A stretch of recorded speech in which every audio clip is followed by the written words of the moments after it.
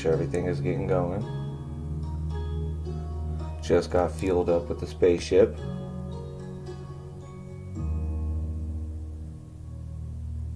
Making sure everything's looking good.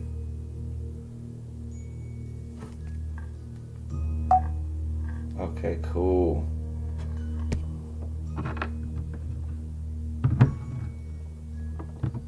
Alright, so how's everybody doing tonight?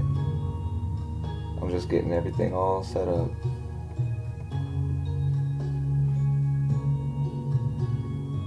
Boom. Making sure everything's looking good. Thank you to anybody that's tuning in right now. We're going to get into it in just a moment.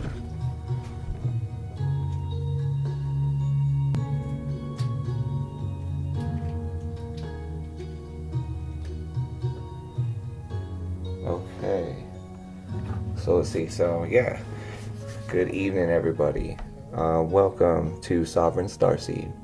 This is my channel where we talk about the daily cryptocurrency news, and we also like to talk about a lot about passive income, sovereignty, spirituality, esoteric wisdom, and how all those topics kind of flip in on things and how they all tie into each other, really. So I just thank everybody for already starting to join in. We got Dean coming into the room. What's up, Dean? Thoughts on Cardona coin? It's a sleeping giant, to be short about it. And so yeah, it's not a bad pick. But yes, there is a lot of cool things that we got to talk about today. And yeah, just anybody that's tuning in for the first time, letting you guys know that we always do this every night at 10 p.m. Mountain Standard Time, 5 o'clock Universal. And so let's go ahead and get into it. So first of all, I just want to go ahead and talk about how Coindesk.com is bringing out an article today, and what they're talking about is they say that Detroit Bitcoin trader gets jail time for unlicensed money business. So it says a Detroit Bitcoin trader was sentenced Monday to 366 days in jail for operating an unlicensed money services business. The individual, Sal Manzi, was arrested in June 2015 for funneling Bitcoin transactions through a corporation he owned called TV Toys. Manzi conducted $2.4 million worth of Bitcoin transactions over a 2-year period. According to the release from the U.S. Attorney's Office in Maine, Manzi pleaded guilty in May to purchasing Bitcoin through the Coinbase and Bitstamp exchanges and selling the cryptocurrency at a profit through local Bitcoins, as Coindesk previously reported. According to the release, it is against federal law for a money service business to exchange or transfer Bitcoin without registering. Manzi was aware that he was required to register with FinCEN. So, following his jail time for the offense, Manzi will receive 3 years of supervised release. He must further forfeit $118,000 in cash and Bitcoin gained through the illegal scheme. Investigators confiscated roughly that amount during his arrest in 2015. Undercover investigators conducted 2 trades with Manzi for amounts totaling 6.32 Bitcoin. The amount was worth $1,900 at the time and is now worth nearly $75,000, according to Coindesk's price index. This case is just one of a number of arrests in recent years for running illegal businesses using Bitcoin. In October, Michigan resident Bradley Stetkew, sorry if I'm butchering that, was charged with running an unlicensed money transmitting business after selling some $150,000 in Bitcoin. He also used local Bitcoins to facilitate his transactions, and federal agents brought $56,000 worth of Bitcoin from him at the time. They bought $56,000 worth of Bitcoin. A third local Bitcoins user in Missouri, Jason Klein, pleaded guilty to running an unlicensed money transmission business in May after he sold 98 Bitcoins worth more than $1 million today to undercover agents in 2015 and 2016. So it's pretty interesting, guys. What I would have to say about this is that, isn't it interesting to see that, we've been looking and trying to follow what's happening with cryptocurrencies in other parts of the world, but if you can also see here in the US, it's actually kind of harsh as well. with the way that the U.S. has been treating people in regards to Bitcoin. And so I think that it's pretty interesting that we see something like this happening now. And it's interesting, because the other thing that I wanted to point out is that if all these federal agents are buying $56,000 worth of Bitcoin from him and all this stuff, like, where's all that Bitcoin that these federal agents have bought just for federal investigation purposes? And what is going to happen with those Bitcoins that have been used in federal cases? You know what I mean? Because here's what I will say is, depending on the US and how their laws are fixated, they may have to freeze those Bitcoins in a wallet forever, because now they would be classified as evidence. It's possible. I'm not an attorney. I'm only just a single man with a single opinion. But, think about that. And what would that do for the price of Bitcoin if we just had Bitcoins locked up in evidence houses in certain areas where they'll just never be used? It's pretty interesting. I think it would be a great thing for the price of Bitcoin, because then it proves that, these things will be staked forever. And that's amazing. So anyways, from that, and here's the other thing, guys, that's going to make all the remaining Bitcoin that's in circulation that much rarer. And that's wow, that's crazy, because think about what happened. $56,000 worth of Bitcoin in 2015 is the 6 Bitcoins right there. Man, that's making the rest of them seem so much more rare. So anyways, next I just want to talk about how Cointelegraph has an article about how Bitcoin can pay your traffic fines in South Africa. What? That's crazy, right? Traffic fines administrator in South Africa has opened up the opportunity for their clients to pay outstanding fines in Bitcoin. The decision by Cornelia van Niekerk has been sparked by the massive mainstream drive Bitcoin recently felt, sparking many businesses into action to adopt. However, her company, Fines for You, are not adopting Bitcoin in the more traditional sense, which has been seen in Japan and the likes. There is no PR system, there's no QR payments. Rather, there is an attempt by a business to accumulate Bitcoin without direct investment. So this is just really cool, because it's talking about how it has a different type of adoption, and I think that that's pretty interesting. How you can pay governments in Bitcoin right now for things like fines.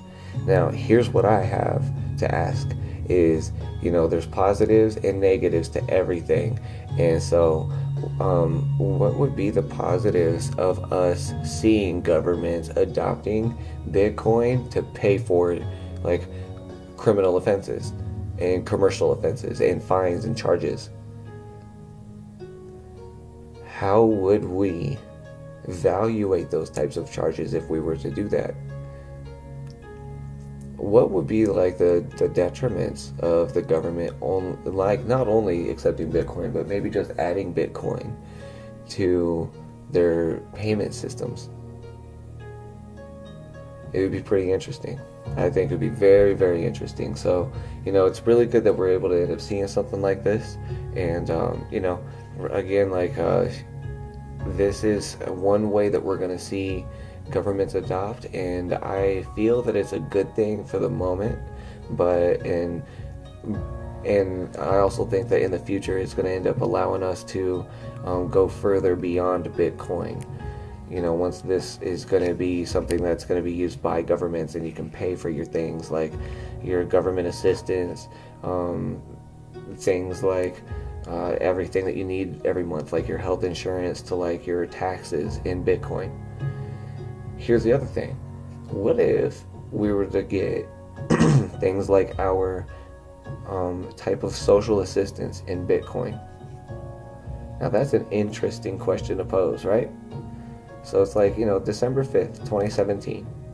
We're at a very crucial point of what's happening in the world. 10 days away from having the neutral internet as we know it end, and a new frontier of decentralized internet begin. What's going to happen with these types of things when we're going to start to see massive people taking off from certain areas of the internet, and they're going to become ghost towns. And then the other other areas of the internet are just become bustling ecosystems 24/7. Don't stop. That's going to be massive. And I just think that everything that we know of right now is definitely going to change big time, just because of this one cryptocurrency, this one little protocol is changing our species so deeply that you can see that it's something that it's rocking us, it's getting us, and I love it because this is exciting times to be alive, guys. So thank you to everybody that's tuning in right now. Appreciate it.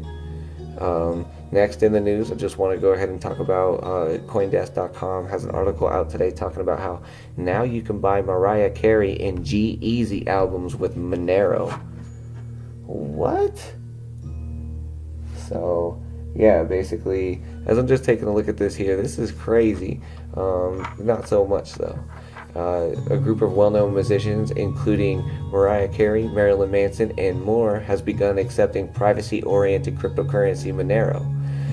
The list of more than 40 top recording artists, Slayer, Weezer, G-Eazy, Sia, and Fall Out Boy, are among those who are included.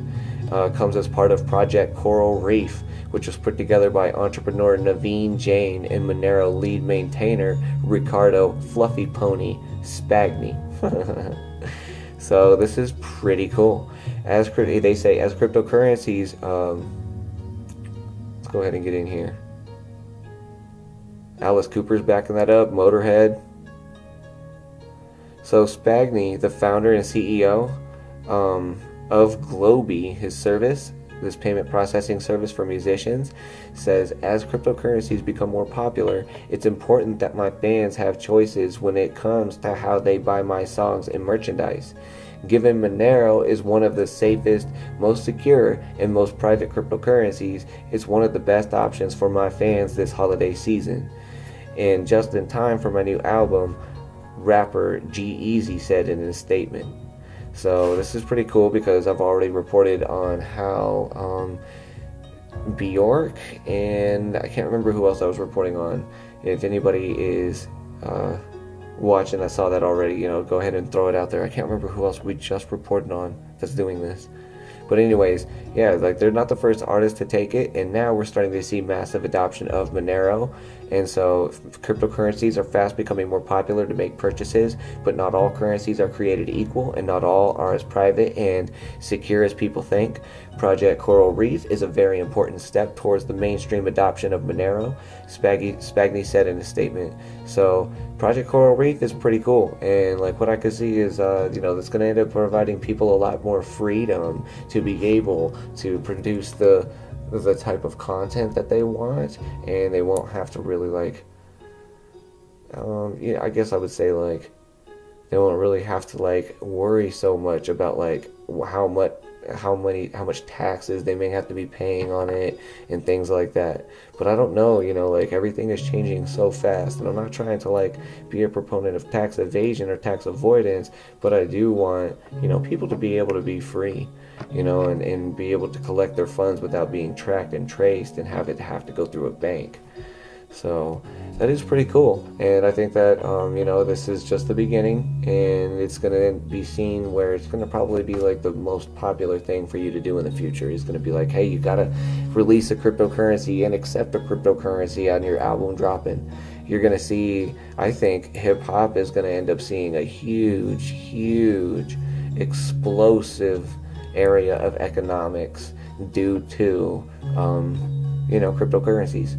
It's very lucrative, and it entices you to end up doing a lot of things outside the norm to get your hustle, to get your music out there, and cryptocurrencies fall right aligned with that. So that's awesome. And because of that, next I just wanted to go ahead and talk about how there's an interesting project that's out there in the world and going into sovereignty on this channel. I just wanted to talk about this because I said this once before and I just mentioned it really briefly, but it deserves a little bit more light. And this is an interesting article, and it's basically from freesociety.com. And freesociety.com is a website that is like the centralized website for a project that's happening where there's basically kind of like a sovereign country. And from that's something that is very attractive to me and attractive to other people that I could see, you know, watching this channel. And so, like, as I would just take a look at this here, it's like, look at this. Let's just read it. It says, what's this project about? For many decades, mostly libertarians have been trying to create a new country by various methods that have ranged from unsuccessfully claiming an existing piece of land, Minerva, Liberland, to creating floating structures on the water, seasteading. Unfortunately, none of these attempts have succeeded so far and have encountered substantial resistance from existing governments or were technically or financially too difficult. Our conclusion is that to really gain sovereignty, the most efficient way is to negotiate with an existing government. There are many examples of governments granting another nation sovereignty over a part of their territory. The more prominent example being Guantanamo Bay in Cuba, which the USA leased as a coaling and naval station in 1903 for $2,000 payable in gold per year. Other, more benevolent examples are the current discussions between Maldives and other nations to sell them a piece of land in an attempt to have a solution for their people once their islands permanently disappear because of rising ocean levels. Which government are you negotiating with? We have started up preliminary talks with governments, and interest is much higher than initially expected. For confidentiality reasons, we are unable to disclose any names at this point, but we will do so as soon as we are allowed. What are your selection criteria? Proximity to existing economic powerhouses, accessibility by water, located in a safe conflict-free area, a stable existing government, nations with a significant national debt, a flexible constitution that allows granting sovereignty, and acceptable minimum size for the land. And this is what I think is going to be very attractive for all nations, and what all nations are going to have to do basically in order to attract people to them in the future. So this would actually be probably one of the smartest things that we could ever see the US do. Let me just ask you this. Rooms Expelay. Ciao. What's up, friend? Thank you so much for joining in tonight. Take a look at this, guys. Let me ask you this. This is a really cool question. What if... I'm actually going to tweet this. Holla. Holla, holla. So, what if the U.S. changed the Constitution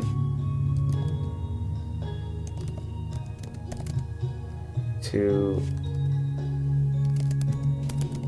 allow for the granting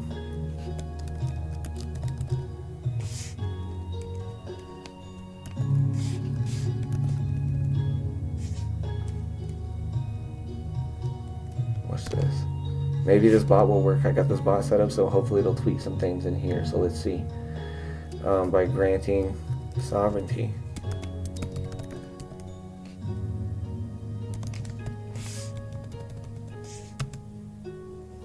Let me get some emojis up on that.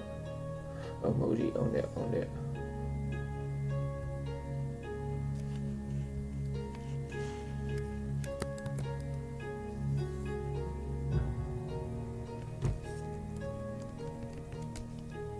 Let's see if this works. Oh, the emojis don't even work. Okay. So let's see here. It's Sovereign Star 33 on Twitter. If you want to follow. Yeah, let's get some follow.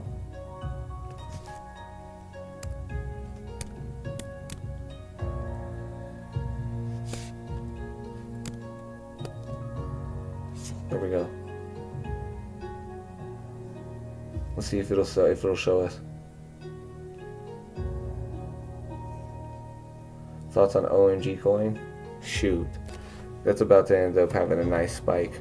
I think they're about to end up releasing an app, I think, or a wallet, something like that. So yeah, definitely big time.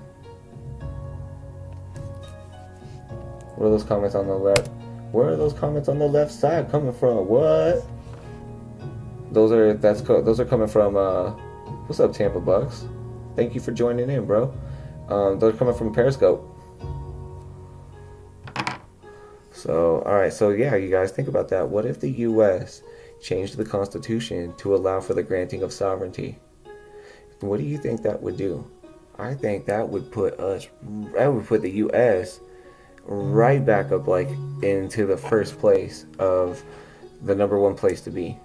And that could change things immediately, just like that, so fast. So imagine that, guys. And there's a place out there, and they have a good team.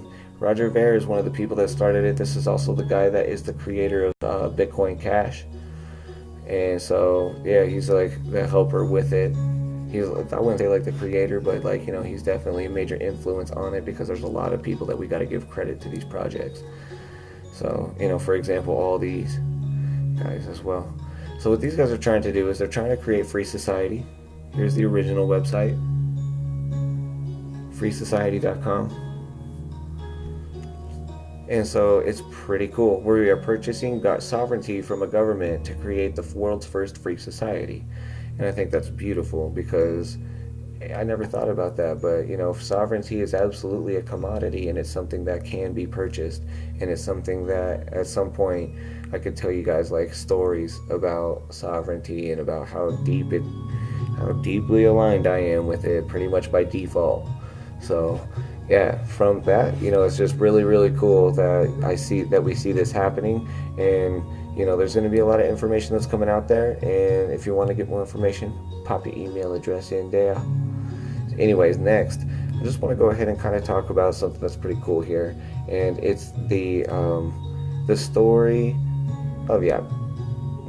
And basically, with this, there's a really cool story about how. Let me just go ahead and read it. I'm just going to read it. It's better. So, the story of ancient Bitcoin, a tale that goes back to the 5th century. So the BitcoinNews.com put out a cool and interesting article. Let me drink some water.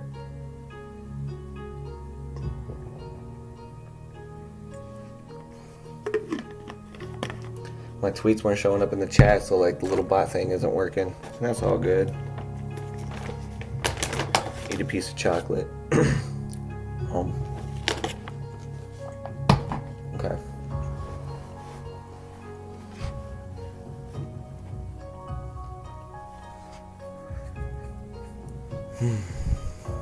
Yeah, because like this is good to see.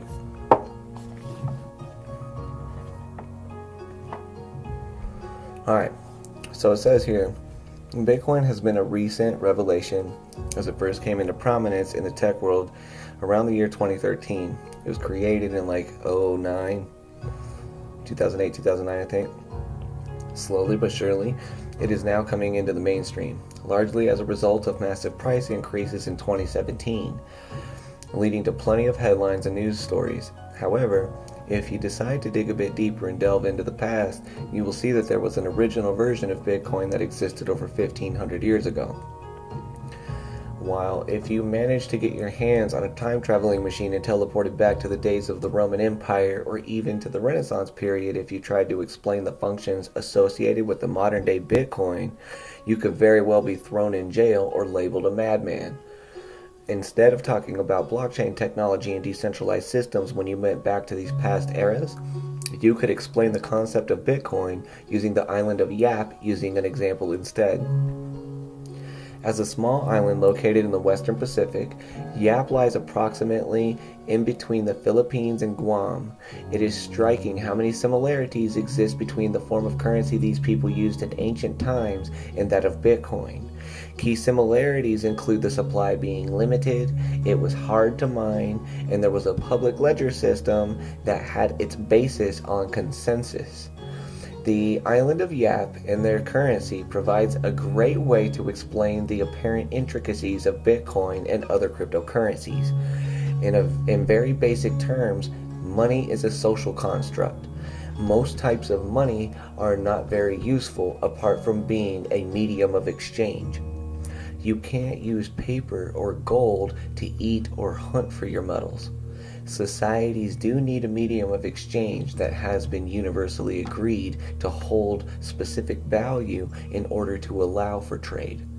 This is the reason legal tender was created in the first place.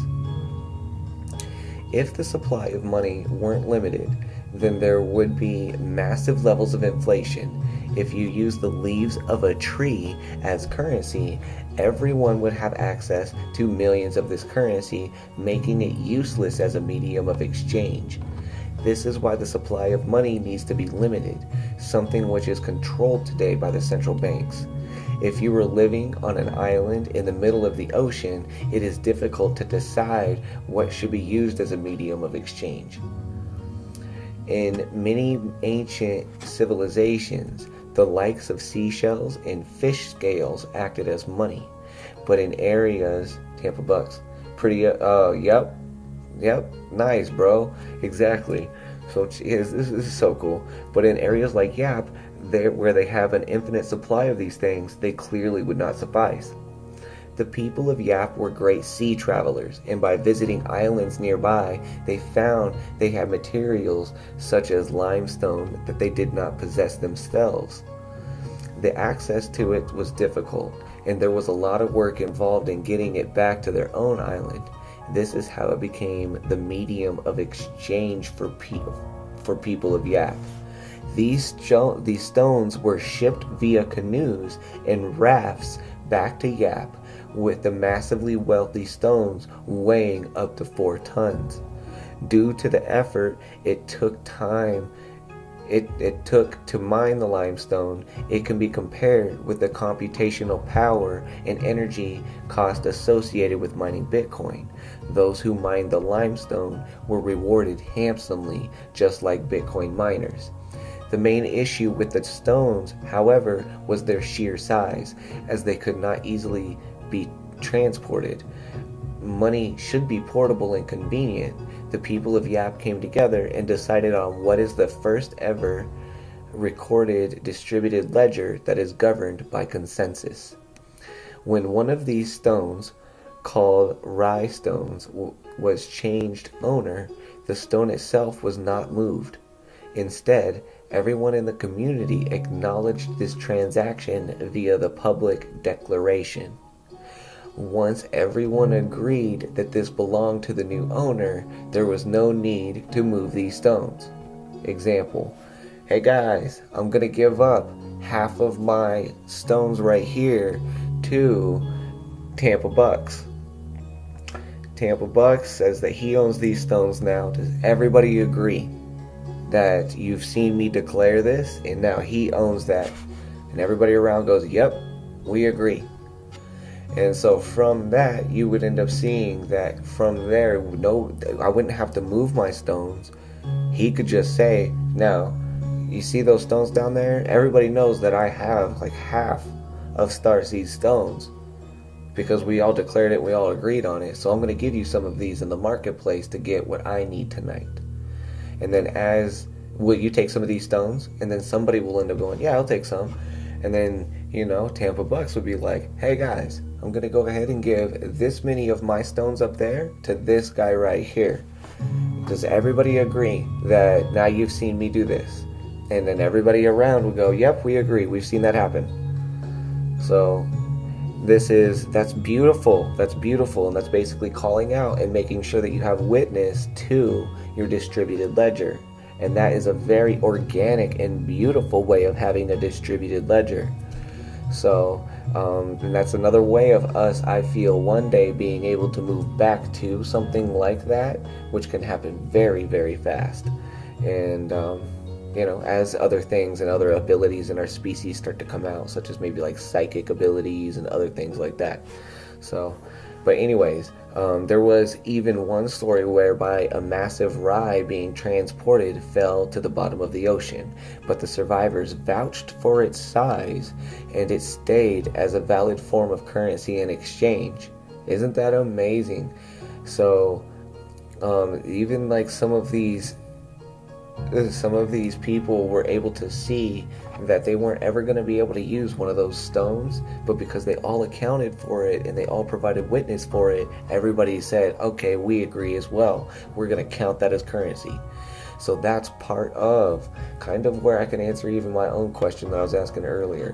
What about the FBI and all these other courts taking and buying Bitcoin to use as evidence? Well, we'll at least know how much Bitcoin has been not used in a while by just seeing the blockchain, and that alone will allow us to continue to hold the price up no matter how much Bitcoin is lost.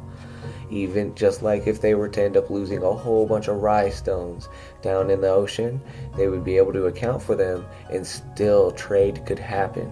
And that's a very, very smart and efficient way that if you were to approach a central banker today, they would have a hard time trying to come back and tell you, no, the way we print dollars is more efficient. See? So yeah, it's pretty cool when you end up seeing this type of stuff, man, because like I love that there's like so many ways of economics, and cryptocurrencies work the same way. Bitcoin is pure code, so it doesn't matter if it physically exists or not. Whenever a Bitcoin transaction is confirmed, there will be a recorded announcement on the blockchain. When a sufficient number of nodes confirm it, there will be a reaching of consensus, and this will become entered onto the public ledger. It is amazing how rational the people of Yap were, and how the very same principles they used for the medium of exchange is being used behind the wave of cryptocurrencies today. So that's very awesome. That's very awesome. Thanks for them stones. I know, right? Yeah. And so finally with this, right, thank you. You're very welcome, Bill. Thank you so much for joining. I didn't know that you were in here. Now, anybody else that's watching, man, just thank you so much for joining into the room. Appreciate you guys for tuning in, because you can see now how it's allowing you to gain more clarity over what Bitcoin is today by allowing us to align it to a story in the past. So, that's what I think is beautiful, is that you can see that these types of technologies have been here before, but they've been used in different ways, and now that we're connected by the internet, they're just going to be way more powerful. So, yeah, if you guys find any value out of this, definitely share this with somebody. Make sure that somebody else gets to hear about this story, and you don't have to explain it if you don't want to. But that's what's really cool about this is that we can see that there's always somebody out there doing the work beforehand, and like credit goes to the bitcoinnews.com for this article. Here, actually, I'll pop this article out for y'all. Hold on, let me just check the chat. Checking the chat. I love the discussion about the stones. Don't mean to change the subject, but I want to ask your opinion about something that I experienced this evening. So I sent BTC from my Coinbase wallet over 2 hours ago to Binance, and it's still showing pending. Binance website crashed earlier today, and I'm worried that my BTC are lost in space. Have you ever seen this, and what do you suggest? Cool question. So as you guys can see, that's a great question right there. And I was just reading it because it can get a little bit big in there, so let me actually turn down the font size of the chat so that we can make that a little bit better. But yes, Ray, thank you so much for tuning in, bro. I'm glad that you make it. Glad that you made it. Let me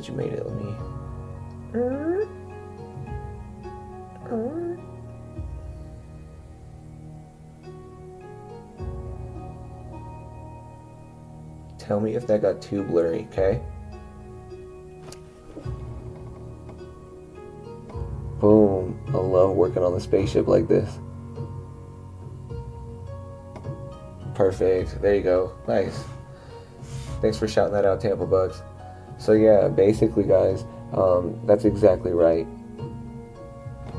Is that, you know, your BTC, I would say that it's, first of all, it's not lost.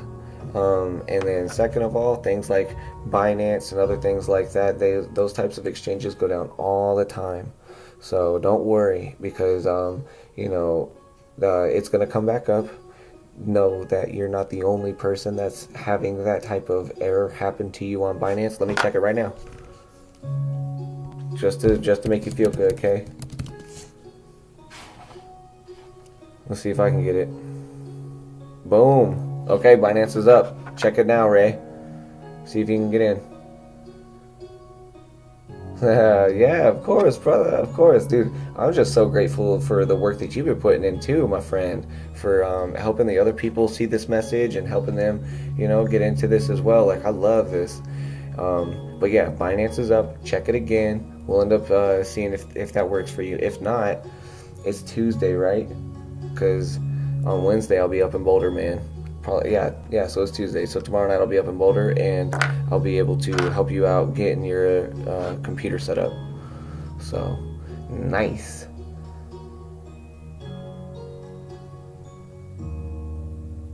Yep, you can even check. So Tampa Bucks is talking about how happened to me anytime, happened to me today. Yep. You can check things like the blockchain, and you can see where your transaction goes into the blockchain, and you can see where it goes over to the Binance wallet. So that's what's really cool about this too, is you can see the transparency of it. Whereas if you're dealing with governments, you just have to call them up and deal with customer service and being like, oh, hey, can you tell me what happened here? And then somebody else knows. What's up? Ryan Roof in the house. So Binance is back up, but the BTC are still pending on Coinbase, and they're not in Binance yet either. So Ray, that's actually typical as well. For Coinbase right now, it's taken them a little bit of time to send money out. For me, yesterday it took about 60 minutes to send a transaction out, but I have seen my transactions sometimes take up to like 4 or 5 hours to send. So don't worry, you know, it's still, if it's pending, it's pending. And what I can say is that, you know, all of this stuff is being accounted for. And, you know, Coinbase is definitely going to make sure that they're doing good by their customers, because the IRS is now breathing down their throat because Coinbase lost their sovereignty. Just saying it. Just saying it.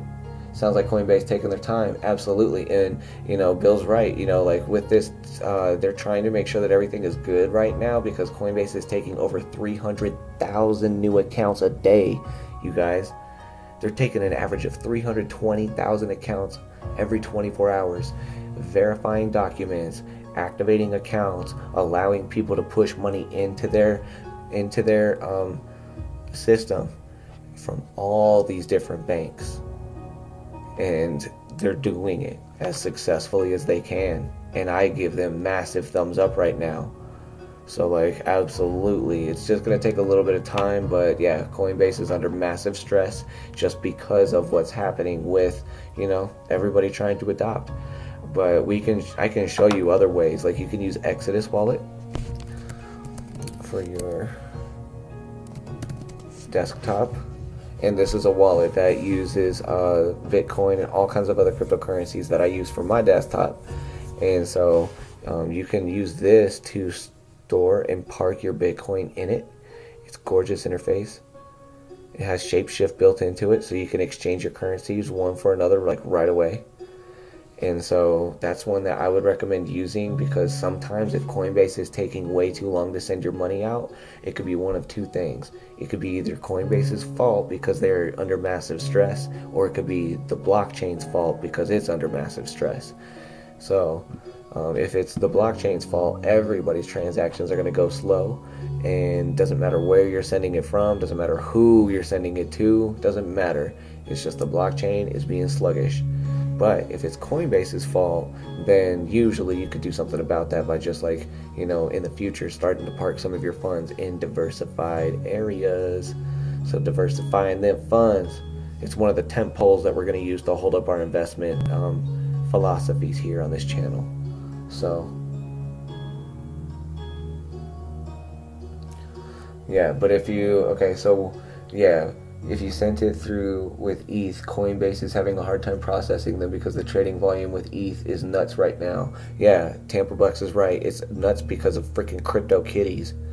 CryptoKitties is now clogging up the Ethereum transaction network, but it's making all these developers stay up overnight trying to code the next big solution to the Ethereum blockchain because it's open source, baby, and we can all contribute at once. So we're gonna see these projects just coming out, and these problems that we're facing right now, watch how fast we crush them.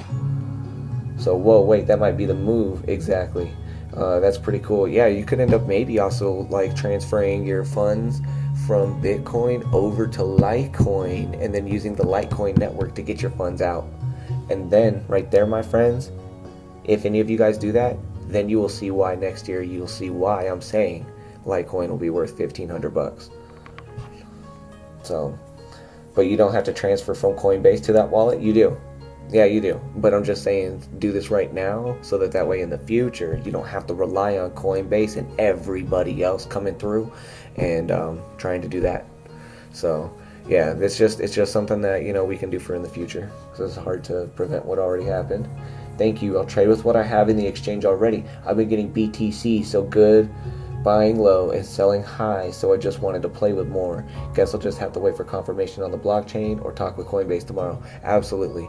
So you know what, I would even just stay cool. I would stay cool until tomorrow, bro, and then just refresh it on your Coinbase app on the phone, and then just refresh it every once in a while. It could take longer than a day for it to not say pending. I'll tell you this, whenever you're buying Bitcoin with US dollars through Coinbase, it's going to take at least 5 to 7 days for it to go through. It's going to say pending for at least a week.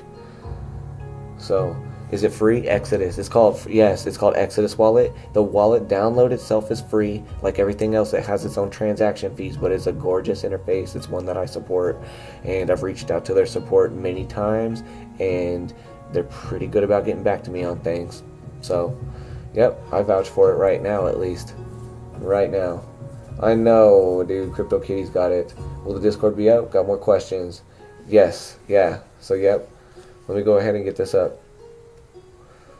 I'm going to get up the Discord room. Let me just go ahead and watch this video with you guys real fast on why IOTA is going through the roof. And so I think it's going to be pretty cool, and if this gets kind of like too technical or anything like that, we'll post out in chat. Tell me if you can't see this or if you can't hear this at all.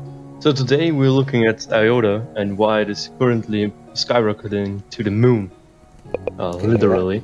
Well, first of all, there was an announcement of the IOTA data marketplace, which has been actually in development since 2015. The data marketplace allows external users to actually buy data which is currently locked up by big companies, for example Facebook and Google, because their user data are stored in so-called data silos, and they are locked up so you cannot view them. But with the data marketplace of IOTA, you're actually allowed to buy such data, which is a very big thing in the 21st century, because data is actually the new oil. And with the data marketplace also come big other companies, for example Cisco, Microsoft, Bosch, or the Deutsche Telekom, which partnered with IOTA to create this IOTA data marketplace, which is obviously a very, very big thing. And this drove the price to extreme highs. I think this was when the price went up to from 90 cents to 180, 190-ish, something like that. And then people began to realize this and saw this. There's also some evidence found in the Bittrex code that they're going to implement the IOTA trading pair.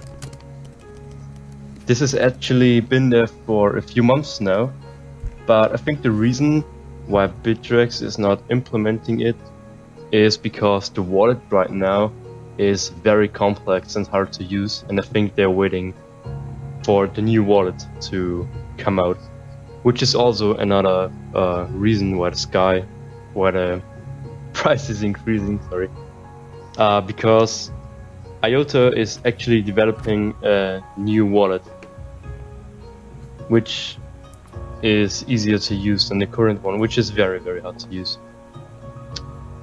Further news are the conference in France with Microsoft, because Dominic Schiner actually wrote, which is the CEO of IOTA, he actually wrote that they are meeting up in Paris on the 14th of December with Microsoft. And well, I'm guessing right now that the price before this and at this date will increase a lot.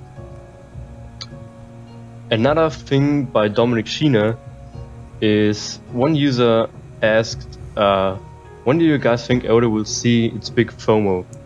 So FOMO is the fear of missing out, which means, for example, the price is increasing and you are FOMOing. That means you have the fear of missing out, so you buy this because you think the price will increase more. And Dominic Schiner actually answered, when Q is revealed, we'll jump to the third position at least.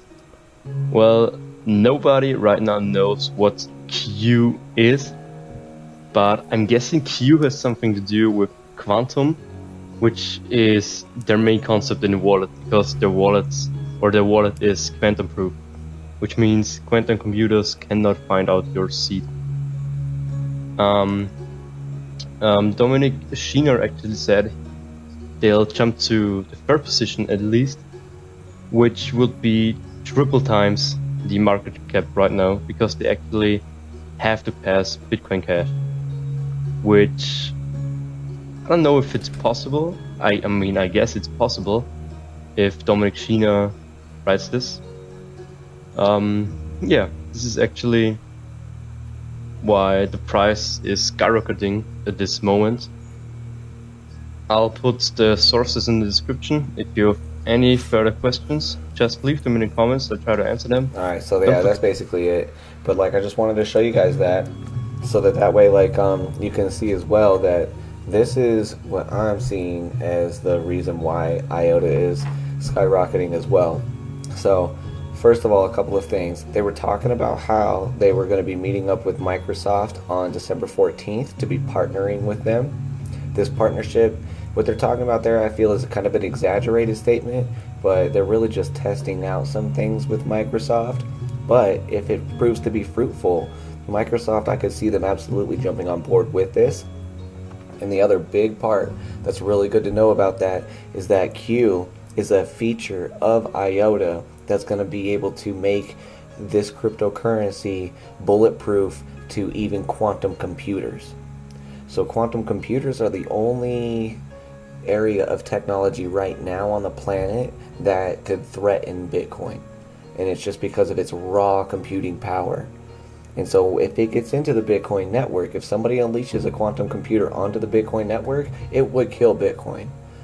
Bitcoin, I don't know if it would kill it. That's an exaggerating statement too, but it would definitely have a hard time trying to recover from a quantum computational attack. So Q is a feature of IOTA that allows it to be bulletproof to even quantum computing. And so what do you guys think about that? Because that, I think right there, that is what's driving the price up to people that really, really know what's going on with this technology, because that's always been a threat since the beginning of Bitcoin's inception, is that quantum computing is one of the only things that could take this out. So from that, let me just go ahead and open up the Discord room. We're going to open up the Discord room, and then we'll be in here for a few minutes. You know, we'll give it a cool like 15-20 minutes, and then I'm probably going to end up taking off for the night, just because I want to end up doing some research on some other things as well. But you know, we'll always be here 10 p.m. every night. Stream Lounge. Alright, so I'm going to end up popping it up in there. I'm going into the Stream Lounge now, guys. I am also going to pop the link up in chat. If you guys are interested in getting into this voice chat with me, then just go ahead and click on the community link in the description below on Twitter, or I'm sorry, on Twitch. If you're on Periscope or anything like that, come over to Twitch and check it out. The chat's fun too. Taylor's in the house. Yeah. What up? All right. So yeah, I'm gonna get this link out there. Boom. Oh, that's my phone. Let me get that. All right, guys. So yeah, just posted up the link there, and yeah, whatever you guys want to end up talking about, pop on into the room and we'll chat. Oh yeah, man. Yeah, I actually. So my question, I was saying, like, questions. Is you started addressing it was actually, which is kind of cool. Was about the queue, because we've been looking at. I'm a big fan of IOTA. Got for a college student, a decent amount, I think, of shares in it. Perfect. But I was curious about so Q. So they said something about Q. Q is our biggest thing. And so Q is separate from quantum computing. Like, so Q, and what I'm understanding it right now is it's a feature that is making IOTA bulletproof to quantum computing. Oh, okay. Because we were all a lot of us were talking today, and we were all thinking when they said Q that they were like doing something with quantum computing, but it's more in fact that Q is actually or make it impenetrable from quantum it's like computing. a defense, because that's like one of the only things right now that could kill these cryptocurrency networks, because the raw power of quantum computing couldn't, our Bitcoin miners right now could just never match it, and so like it would take over the network so fast that it would just centralize everything again. So if an AI, that's the other thing that I think about too, is that like if an AI decided to ramp up its own computational power or figure something out, then it itself could kill our Bitcoin and our cryptocurrencies as well. Didn't even That's why I'm saying, man, it's a beautiful time to be alive. Like, we don't have this type of like technology and access to make these decisions ever before, and like, man, like, like right now we have these beautiful ways of being able to pay each other, and also we have these other technologies that could take it all out so fast. And there are companies right now that are just like, they're so attracted to AI that it's scary. And Elon Musk, anybody that's following him, y'all saw that, like, he I put did, out, yeah. like, all these letters, like, warning everybody, going like, dude, you guys, please do not make AI, because it's gonna be dangerous. We have to think for ourselves. So he's like, I saw this thing on Facebook. I was like, Google was like trying to do an AI thing, and Elon Musk pretty much forced himself onto the project. He's like, I'm not letting this happen without me being part of it. Exactly. Well, did you hear about what Facebook did? No. So Facebook ran, this is about 2 months ago or something like that. You can find it. Facebook was running some AI technology, and the AI technology actually like started to teach itself its own language and kill off the other AI bots, and like have an order of succession and like a leader, and not follow and so the developers and the coders didn't even know what was going on. They couldn't understand what these things were doing, but they started to operate on their own, and so they actually just shut the project. They killed the whole thing. Yes, yeah, I talked about that. Like, I think like 2 or 3 nights ago, I was like, I thought it was Google, but there was Like maybe it was Google. My bad. If it was Google, no, it's I all apologize. good. I just know it's the whole all story. good, because like the point is the same. Is that like, man, like, we're dealing with some very interesting and fragile technology, and like, imagine that, like, if 2 robots talk to each other, then they came up with their own language, nobody else understood it. It's like, it's gonna have to force you to shut it down, because then nobody understands what they're doing, and then they're gonna get powerful fast. It's going to get to a point where we can't shut it down. I know, man, and that's what's kind of like where, like, we got to be aware of what we're doing, and we have to remain sovereign of our creations, because that's where, like, we're at the edge of the matrix, guys. We're at the edge of, like, the machines, becoming sentient. Google did the same. It's doing the same thing. Like, it had to shut down some other, like, a few years ago, there was like an AI that escaped from one of Google's labs, and they had to shut down like a whole bunch of electricity on like 2 or 3 city blocks in order to stop it from escaping. because if it escaped out into the world, then it was going to shut down everything, like stock markets within hours, and like everything was going to be offline. And like Google had to stop that years ago, and I was all like, why are we still hearing about this? Like, just put it away. So yeah, like I really feel that like our species isn't spiritually aware enough of even the technology we currently have, that it's hard for us to justify needing to go forward with more power, more like computational things, and like we need to like really harness that which we have right now. And like, yeah, then we'll end up becoming spiritually aware enough to being like, look, we don't need to be doing this type of thing, man. Like, what we're going for is, there's like this area of technology where you start to do things and you're trying to do things for convenience, but you have to do so much customization to get it going that it becomes more work than it's worth.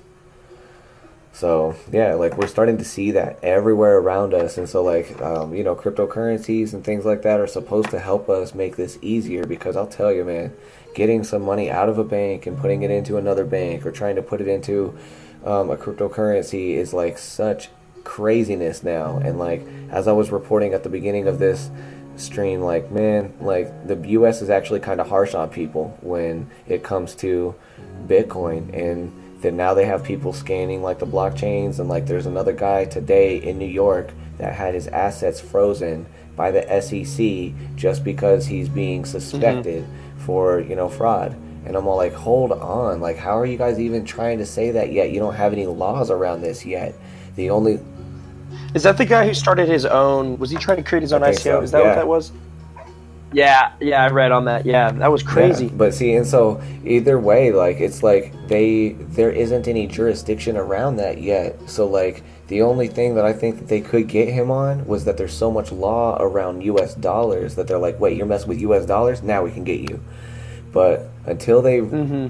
Because he's using US dollars for it. But until he's like trading it, like if he was trading it in Bitcoin, until they make definitions for this stuff, and then they codify it and legalize it, put it in legal terminologies, and then they have a few case laws to back it up, man, that's where we're going to end up seeing like a lot of people pissed off, because then judges and everybody's going to start to use that case law going forward to be like, no, you see, we caught that one guy, back in 2017, that one case, and he was a child trafficker. See, that's why Bitcoin's bad, and you need to only pay attention to, US dollar coin. There was a Texas judge who ruled in favor of Bitcoin that said it was its own currency. I love that. And so like that judge, what's up, Mango? Glad that you're making it, man. But yeah. Thanks. Hey, the guy that lived in Texas, I found out Texas electricity is more expensive than anywhere else. It's more expensive? Yeah. That's what, dude, I was like, I don't know anything about it. Well, shit. Hey, quick question. Any of you guys used an ant miner before? Yep. Yeah, Sovereign has. Okay, if I use an ant miner, can... Oh my god, that back sound. Okay, can I mine a different coin? No. So normally you can only end up mining. So well, actually you can. You can mine any coin that's on your Genesis page that says SHA-256. And so ant miners run off of an algorithm called SHA-256. It's the NASA algorithm. And so like that algorithm is a whole bunch of coins coming off of it. And now with any coin that forks from Bitcoin, you can mine that with an ant miner because it uses the same algorithm. And then also anything that's on your Genesis mining page. So you can do that.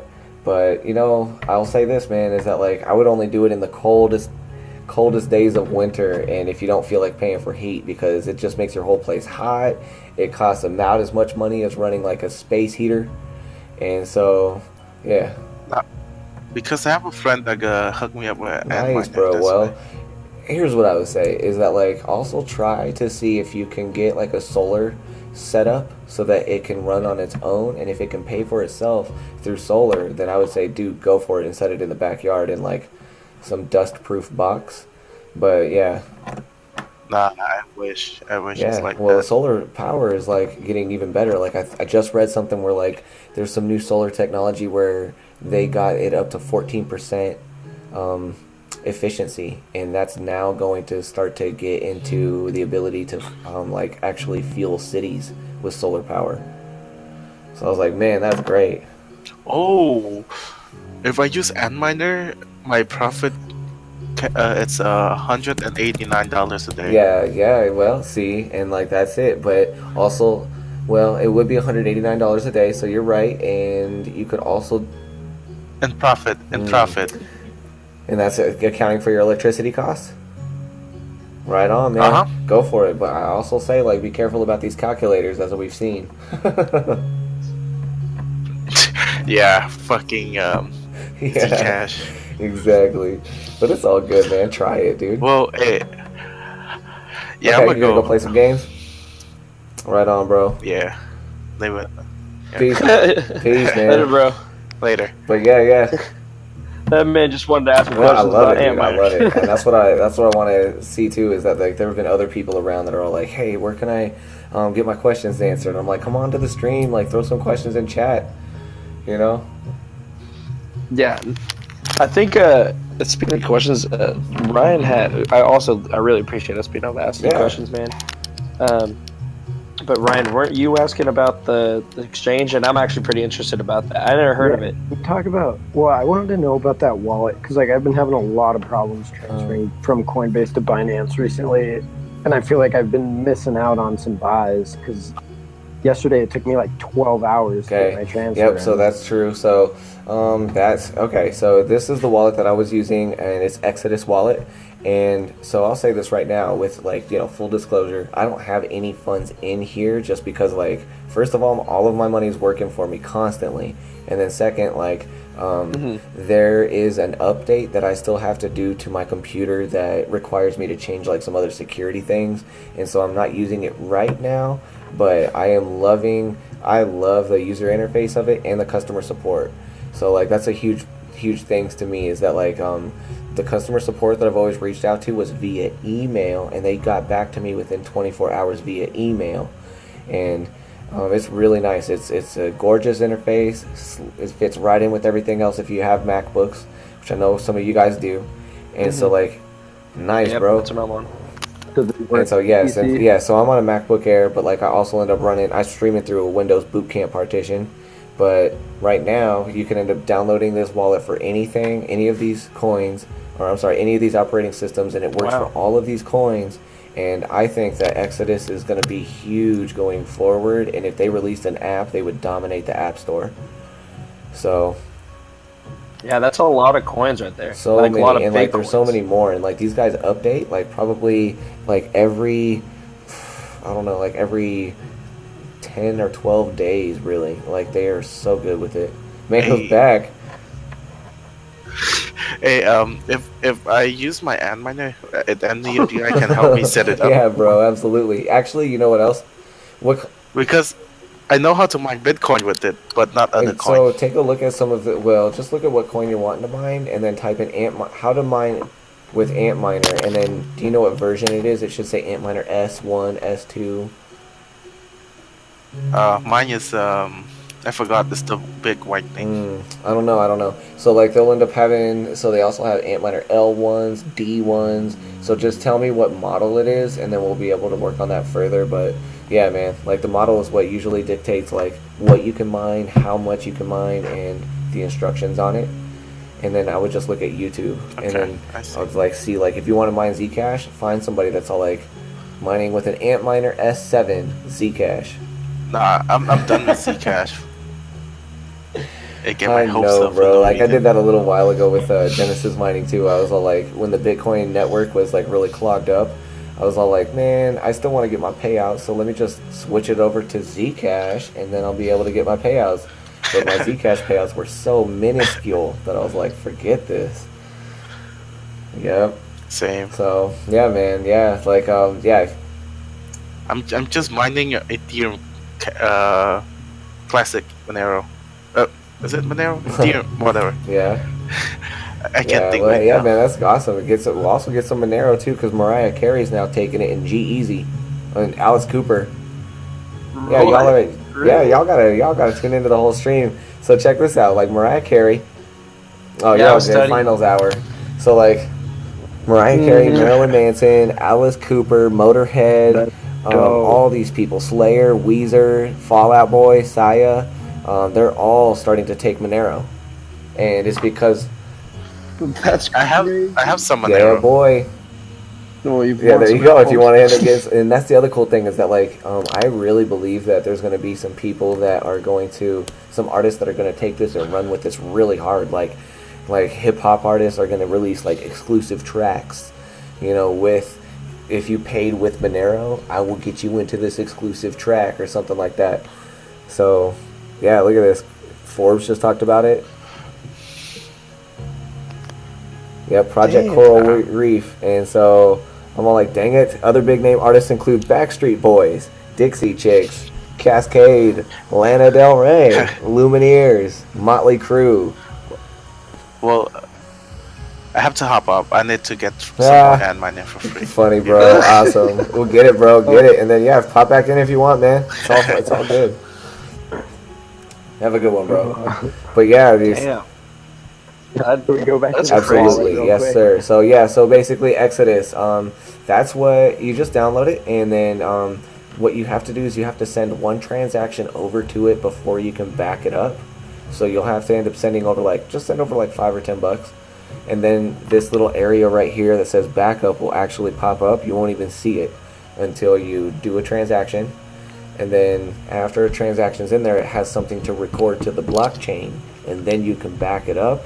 And that's what makes this really, really good, because you keep your own private keys, and and it works for all of these. And the other badass thing is that it has this exchange inside of it, so it has Shapeshift in it, and you can exchange Bitcoin to Ethereum. You can exchange Bitcoin to Bitcoin Cash to Dash. Wait, that's Right, bro. crucial Right. for me.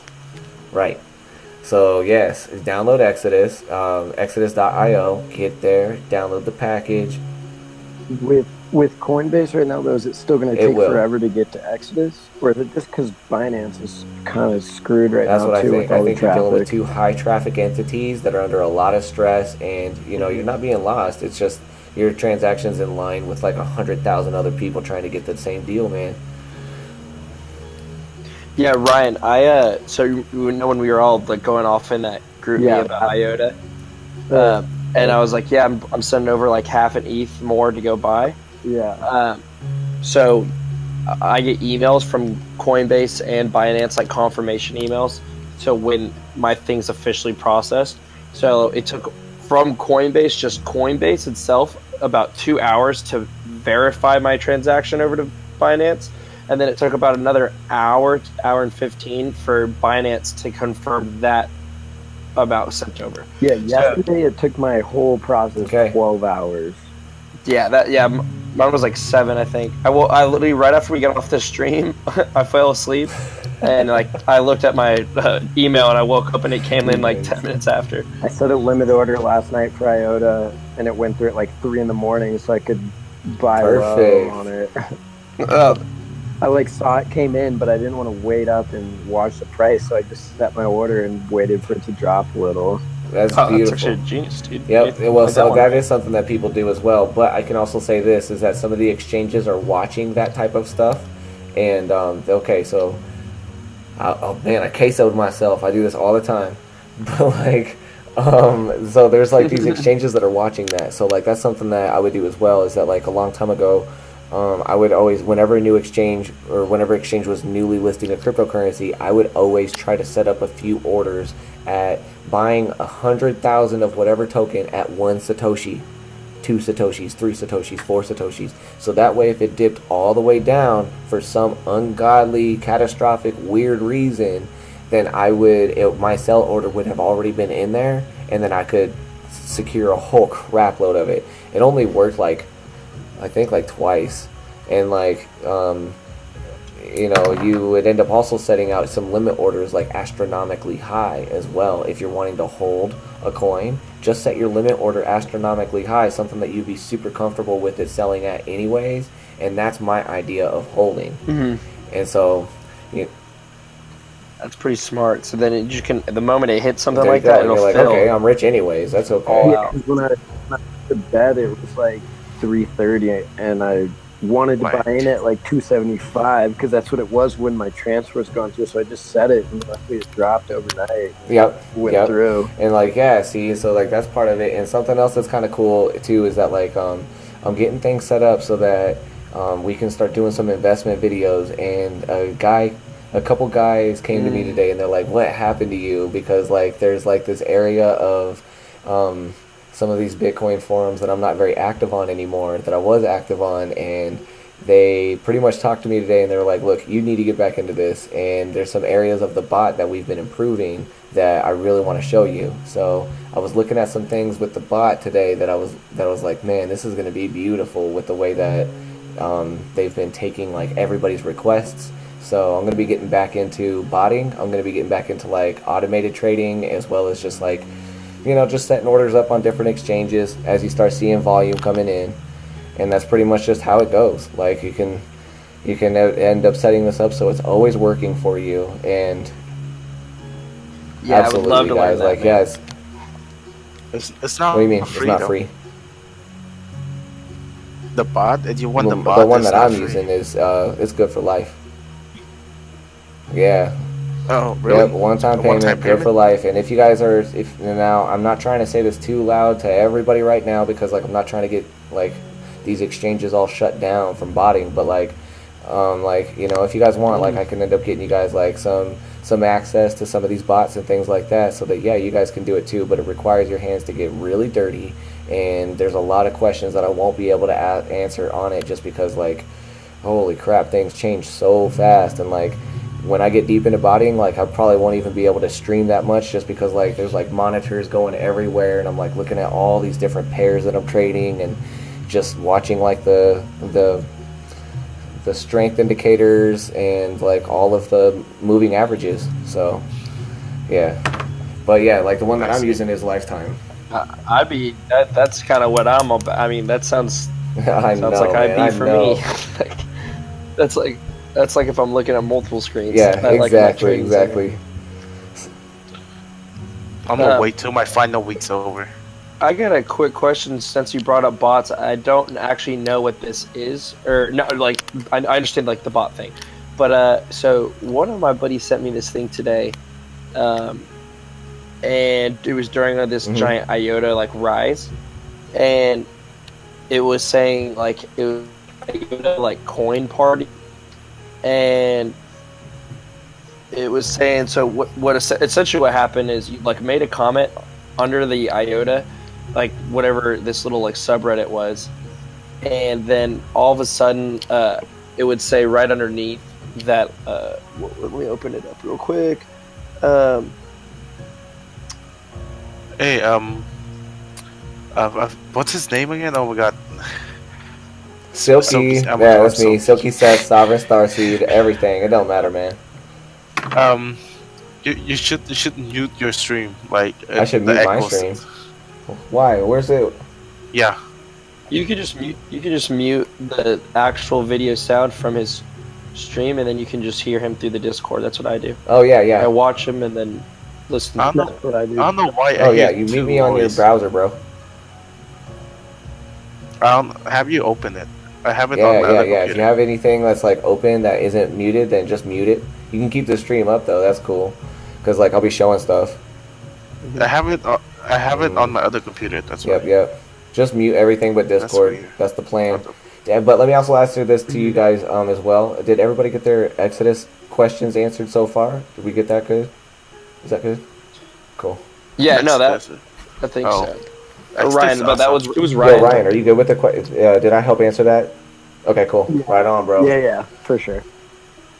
Yo, he have a mic now. Hey. Yep. Hey, but real quick, Starseed.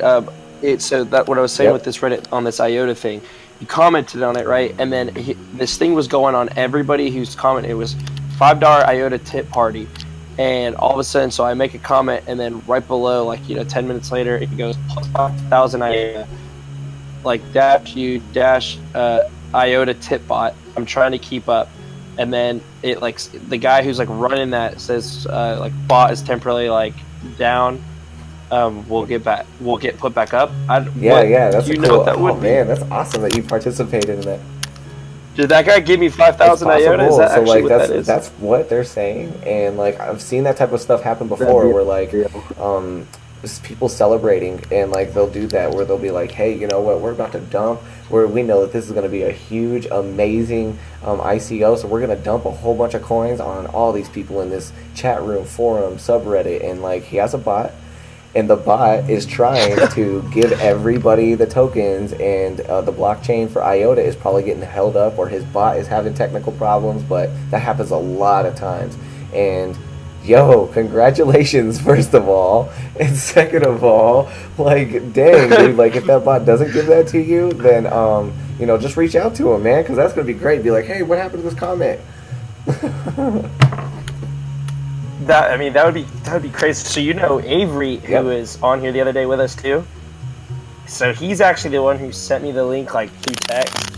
He commented and somehow got awarded 13,000. He got two $4,000 ones, and then or it was what? I think he said it was two $4,000. That ain't even. I think he did bad. Oh no! It was right. It was two $4,000 ones and a $5,000 one. Yeah, and he said he got that, but he hasn't received anything, and so I'm assuming would that come to me something like that? It might even be like a direct or message. It might be a comment underneath his own comment, which just turned notifications for the thread on, and then yeah, like it might end up coming through, and like once that bot kept us up to everything, it'll happen. But the other thing is like, you know, he may not. It may not come through, and then you just reach out to the developer, reach out to the guy hosting the thread, and be like, hey, I don't think the bot ever caught up to me. I would like that IOTA. That's crazy. I mean, that'd Damn be really it, cool if I guys. got that. 13,000.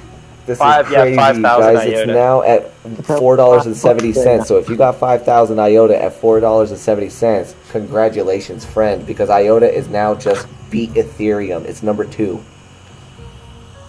Yes. Oh no way! It's now number 2, friends. Like, it's just beat Ethereum. IOTA is now up. Oh my god. That would. I mean, we were really pumped. We were on the phone talking about it. Yeah, it'd be worth 23. You guys if you guys look at my stream, you'll see on WorldCoin Index, like it's like number 2 underneath Bitcoin. It pushed Ethereum out of its throne. That's insane. Yo, my voice connected. Oh, I figured it out. Right. The regular dude. What was up? What was happening? Man, it took me a while to figure out all the buttons on. Okay, nice, bro. Yes. So let me just see here. $4.73 times 5,000. Let's see what. Was it Taylor that you got all that? Holy crap, bro. Yeah. Thanks for sharing, Taylor. Yeah, dude. Yeah, right. So that's 23,000. Me and Avery said that we would that what's it called, that we would be giving back. Avery said I plan to. Avery got 13,000 if it actually comes through. Yo, give me like 100 and I'll be happy. Yeah, that's what me and Avery talked about it. Like, hey, we're gonna give back because like the way we're looking at it is like, you know, remember us later on. Oh, like totally. if you Exactly, you guys. That's so cool. I'm just happy for you guys. Like, yes, get it. We've already broken 12K with Bitcoin. Like, see, this is what I'm saying is that like everybody's gonna get this type of stuff, guys. Like, there's like coins that are dropping out of the sky in people's wallets all day long, and it's making the bankers so pissed off because the abundance is there. It's happening, and so. Yeah. That's what I'm going to be doing later on, is I'm going to be giving out like hour-long speeches about like abundance and how to move your mindset out of from being in scarcity mode to being into abundant mode, and then you'll be so happy that you're holding things like IOTA and Ethereum, and you'll puke every time somebody wants to give you fiat dollars with dead people's heads on them. From all the forks, these coins are falling out. You want to be holding a bunch of altcoins so that. Hey, say that again. It's breaking up a bit. So you want to be holding a bunch of altcoins so that when they fork, you get. Yeah, that's true. That's true. Well, like. I mean, how does that work? Oh, I'm sorry, because it was cutting off a little bit. You're saying like, do you want to be holding altcoins or Bitcoin during the fork? Is that what you're asking? Yeah. Got you. Yeah. So or yeah, no. both. So here's what I'll say is that, like I've said it here on the stream too, is that like that's part of my suspicion that's holding the price up right now, is because, man, remember when I was telling you guys about Bitcoin Diamond and then Super Bitcoin, then Ultra Coin, and then Mega Bitcoin or whatever, like all of those things that are coming out, there's 3 forks that are coming out of Bitcoin this month, and whenever you're holding Bitcoin, you'll get an exchange, or I'm sorry, whenever you even have an account with an exchange, like Binance, you guys holding at Binance, anybody that has Bittrex accounts, you're going to get emails from Bittrex and Binance a couple days before the fork saying, hey, we either are or we are not participating in the fork. If we are participating in the fork, they'll say in this email, they'll be like, we are participating in the fork, and it's going to happen on this day at this time. So whatever Bitcoin you're holding on the exchange, it has to be BTC, not an altcoin, but whatever amount of BTC that you're holding on Bittrex at the time that Bitcoin Gold forks, we're going to give you an equivalent amount of Bitcoin Gold. So for example, if you're holding 6.5 Bitcoin, we're going to give you 6.5 Bitcoin Gold at that exact moment. And so that's why a lot of people are moving all of their currencies away from altcoins into Bitcoin right now, just because they're hoarding and they're like, I want my free monies. And so that's what's holding all this up, the price. And I honestly believe after these forks that it's going to end up, so there's 2 big ways that this can happen. So like after these forks, the price is due for a major correction, and it's going to come way back down, because then everybody's going to diversify their funds back into these projects that really matter. The ones, all of it, man. All the decentralization. They're going to do things that really matter instead of just holding money that is the purpose of money. But I also see another way that this works is that, look, we've now seen Bitcoin Cash be super successful. It's now number 4 as the number 4 cryptocurrency in the world. And Bitcoin Gold is number 16. Okay, so those are 2 previous forks that we now have empirical data, empirical evidence showing us that if you fork off of the major cryptocurrency, you may not fail, you may succeed, and you may end up being in the top 5.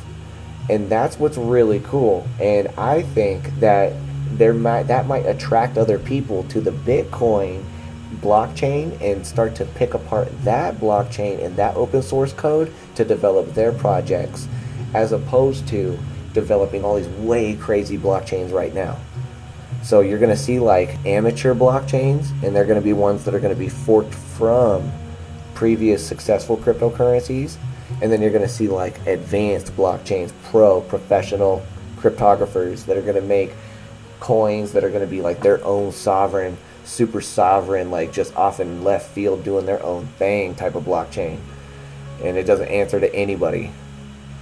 When are these forks I did a calendar of it like a couple days ago on the stream. So it was called like 3 forks. It's called 3.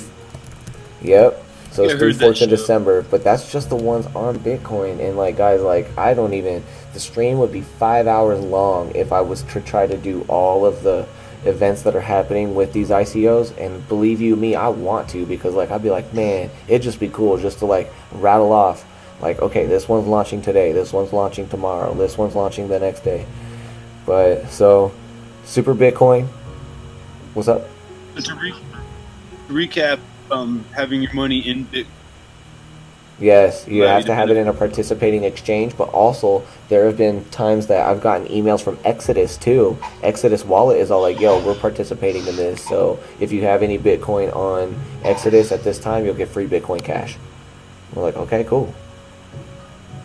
It means that if an exchange isn't participating, isn't it blockchain wide? And then what does it mean? Are they keeping the funds? Nope, there just means that they're just not participating in it, and like it's not. That's a good question, and I can see how you could see that. Man, I love these questions, guys. This is my favorite part. So like, it's not blockchain wide, but I could totally see why you would see that. It is basically its own new sovereign blockchain, so it's independent of the other ones. And so Ethereum Classic is the one that split off from Ethereum Bitcoin Cash and Gold have split off from Bitcoin, and now they run their own blockchains, their own rules, their own protocols, and they evolve faster than Bitcoin because, you know, they're newer and they don't have to rely now. Oh my gosh, see, and now that Wall Street and all these other people are going to get into it, the evolution of the Bitcoin protocol is going to go way slower. So that's going to... What's up? Where does this work show up? Is there a wallet that's going to be on, for instance, Coinbase that has your there might be, forked if they Bitcoins participate. in it? Will they have it? So there'll be times where I got emails from Coinbase in the past, like actually in the last 3 or 4 months, I got a couple emails from them going, we're going to participate in the SegWit 2X fork. So if you have your funds on Coinbase at this time, you're going to get Bitcoin Gold. And then because it was like no consensus happened on that day, Coinbase was forced to sending out another email to everybody going, hey, so there was no consensus on Bitcoin Gold, so like we're actually not going to move forward with giving anybody any Bitcoin Gold. So like they're trying to be very like just obvious about it. So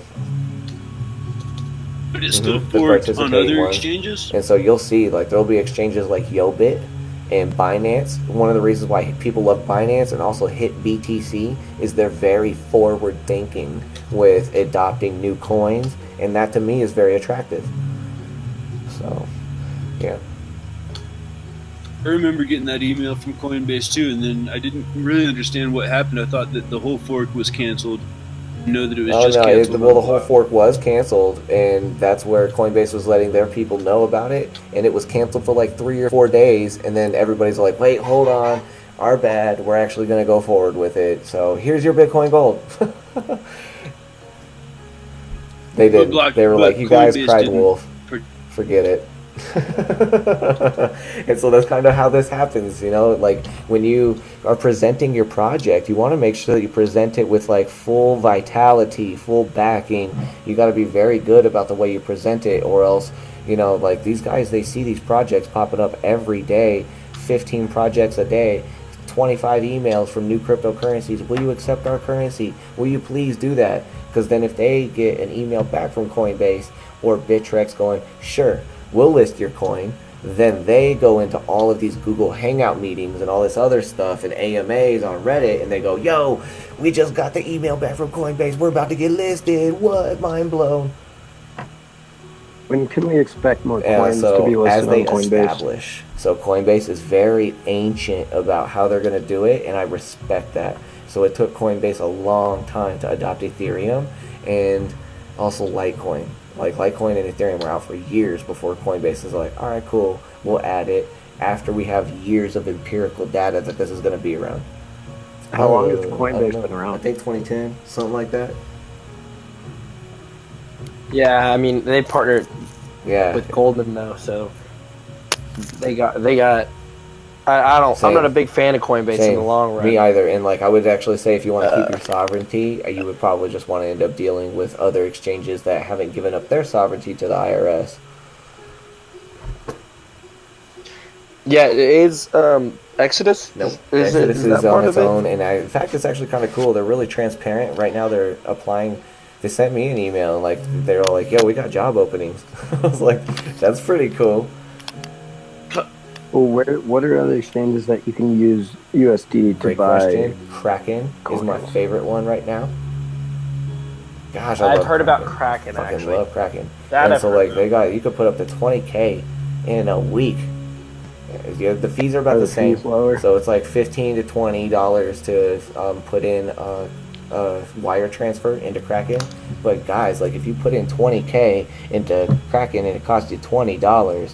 I'm not going to complain because like the gains that you're going to make in a week don't matter. Let me also answer.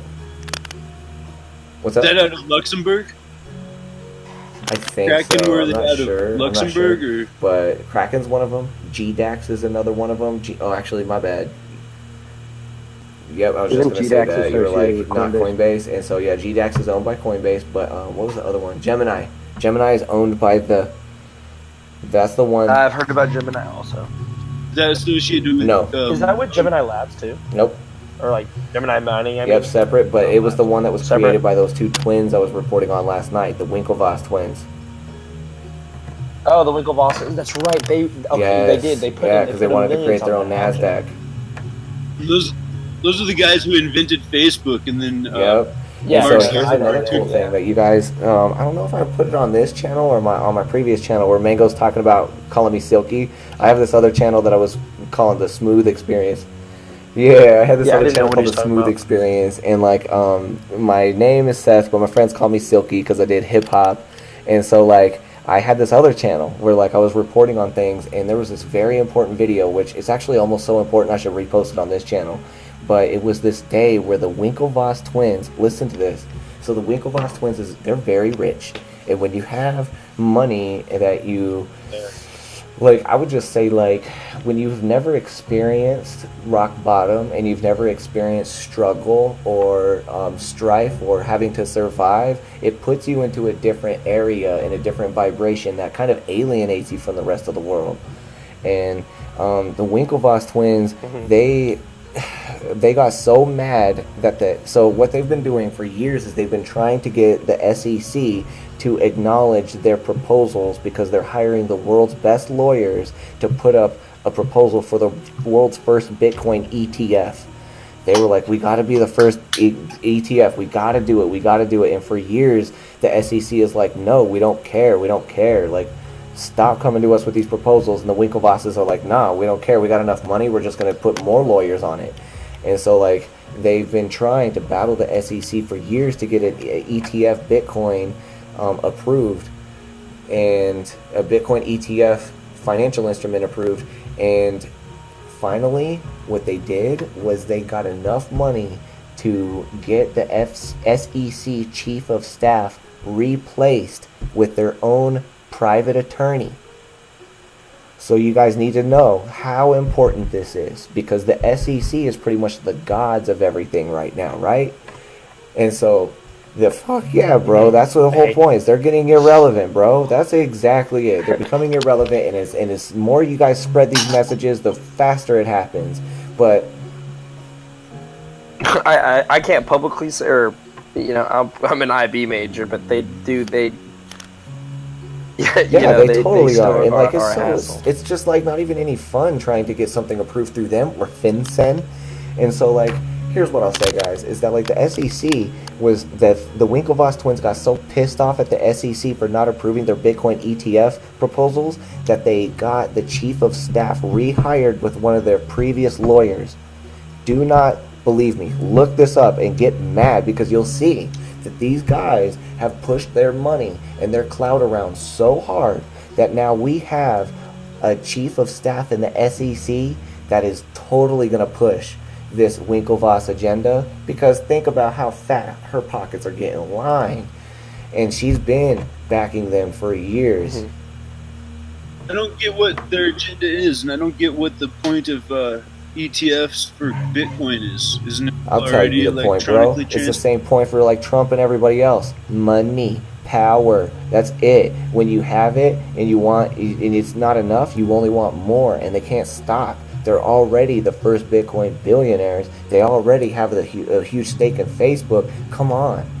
But now they're wanting to make ETFs, and what they're trying to do is they wanted to make a name for themselves. And when you have that much, like, that prowess and that much to live up to with all that money, you have to do something for the world. And so what they're trying to do to make their mark on the world is to become the first twins to make the first Bitcoin ETF funds. Like, they were trying to make futures years ago that now CME and CBOE just got approved by who? The SEC, which is former Winklevoss lawyer, Diana somebody.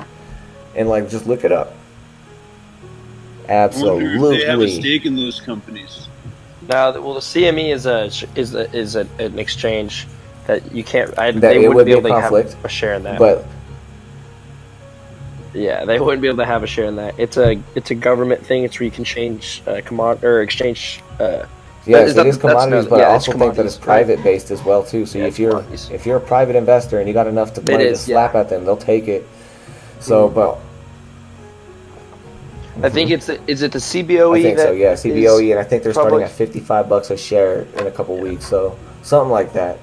But like, Also, Ray, I just wanted to end up answering your question too. You wanted to know about the forks. I got the schedule up on the screen there, where you can see that on the 15th, the day that the net is supposed to be ripped apart by AJPi, Super Bitcoin comes out. Then 2 days before Christmas Eve, or 2 days before Christmas, Bitcoin Platinum. Then New Year's Eve, Bitcoin Uranium. Day after New Year's, Bitcoin Cash Plus. And then these guys still can't figure out a date, but we got Bitcoin Silver. And so this... Where would you suggest I have my Bitcoin at that point? Maybe Binance, maybe, but Binance, you know, you might be facing some of the things that other people are facing right now, such as the website down to heavy traffic, right, and things like that. Sell it. So you might maybe send an email to Exodus support at exodus.io and be like, yo, this is the calendar coming up. Should I keep my funds at your wallet, or do I really need to push my funds to somebody else? Please tell me you're participating. And they'd be like, yo, we'll get on this right away.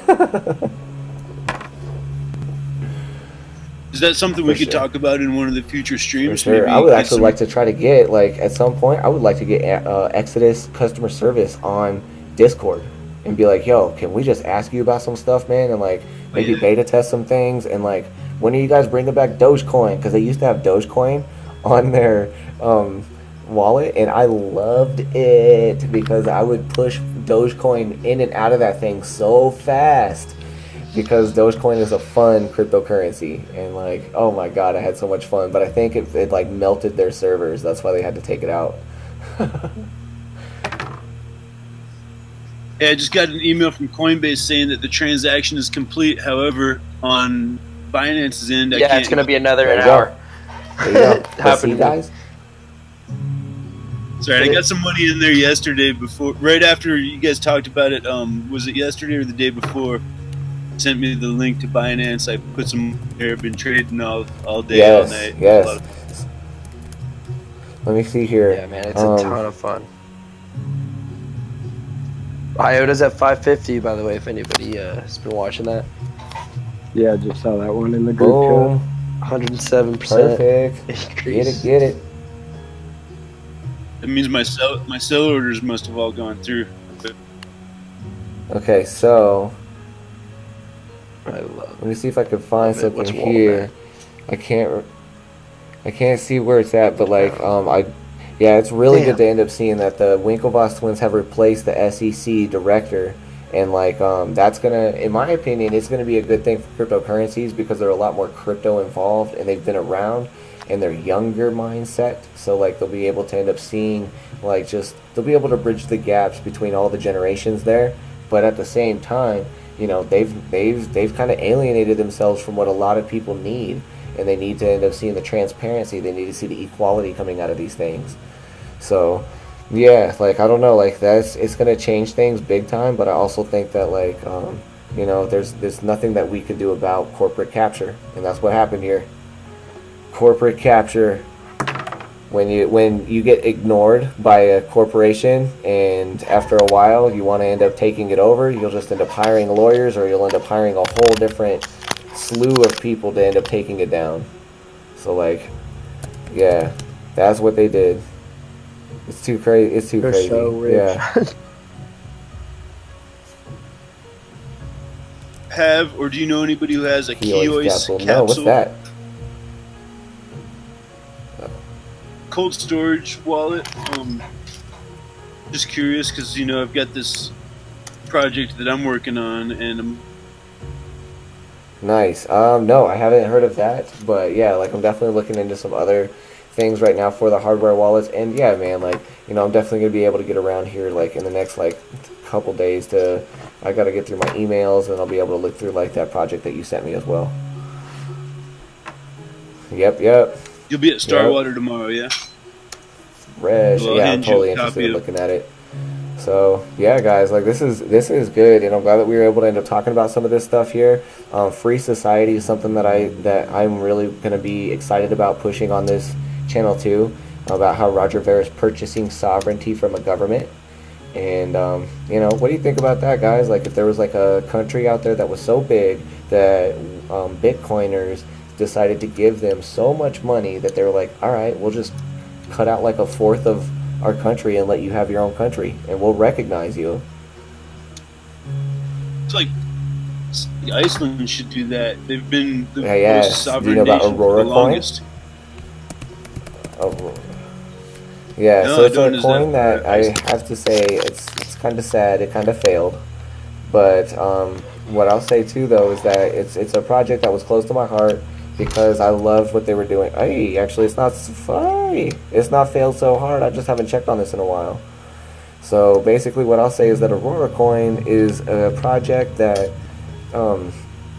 in Iceland they were trying to end up creating their own sovereign currency, and they were going to end up releasing it through an airdrop, which was just that if anybody was connected to a Wi-Fi hotspot any day on this one day in Iceland, they were all going to get a notification saying, boom, you just got some Aurora Coin. There you go. Go ahead and have fun with it, and now we've jump-started our economy. And So is that what you have up on the it screen does. right there? It's Does that up show that it's 9% still a today, thing? and I think that this is beautiful. I think part of the reason why this is up 9% today is because of Venezuela. You know, like maybe Aurora Coin in Iceland is trying to start to see what Venezuela is doing, and they want economic sovereignty and monetary sovereignty as well. So, you know, this coin and other country coins are going to start to end up going up in value too, and that's amazing. Because now we're actually contributing to the country, guys, not just to the government dictating how the money's going to be spent. So that's beautiful. Makes me wonder how the coalition that went after the North African dinar and What do you mean? well, there was the North African dinar. Leaders of most of the countries that were invaded by Western powers in the past decade. They stored a bunch of gold, and they said they were going to accept gold as payment for oil. Previously, Yeah. So the the thing dollar. that I was thinking is that like the coolest thing that Iceland could do right now would be to, oh man, this would be an amazing move. But if they ended up deciding to just take Aurora Coin in their country, and if they took federal dollars, USD, but they never gave it back. Like they only took it in, and then they exchanged it for Aurora Coin, but they never were allowed to exchange Aurora Coin back to USD. It was a one-way street. Oh, What would that do to the value of the dollar? it would tank it. I would love that. And then the freaking feds would be like, "Oh my god, this sucks. This sucks." And like so. Yeah, exactly, and then that's going to end up deflating it because now, Johnson, we don't know how many are out there. But like, well, actually they do because every one of them is serialized. But I'll say this is that like the other thing is that I was participating in another project. I wish I had a lot more participation in this. So if you guys are hearing this that have heard about this and have heard me talking about it, please make that something. And this is this project that was called Maza About Coin. what? It's not on any. It's not on any of the huge markets anymore. But what this is something where Maza Coin is a cryptocurrency that was created by a Native American and who I know personally. And what he did, okay, it's on CoinMarketCap. It's not on World Coin Index. But what he did was he created a cryptocurrency that all of the Native American nations can use to trade between each other. And this has been, it's beautiful because a lot of these nations have had a lot of problems trying to communicate with each other and trying to establish just any type of rapport. So it's separating and segregating everything. But he created it, and it's amazing because that's what I was telling him. I was like, bro, if we end up going to casinos and you end up selling the Indian Reserves, because here's the thing, that's the only nation that the U.S. is still recognizing as sovereign on its own land is the Indian Reserves, right? So like if you allow all these people to go onto your Indian Reserve, Native American Reserve, and you allowed them to exchange dollars into Maza Coin and then converted all your casino instruments over to Maza Coin only, and you didn't let federal dollars leave the reserve, oh my god, that would start up something that would piss them off so bad that there would be nothing they could do about it. You can't do anything about it. So that would be awesome. I live 50 minutes from an Indian Reserve. I go to the Yeah. casino a good amount.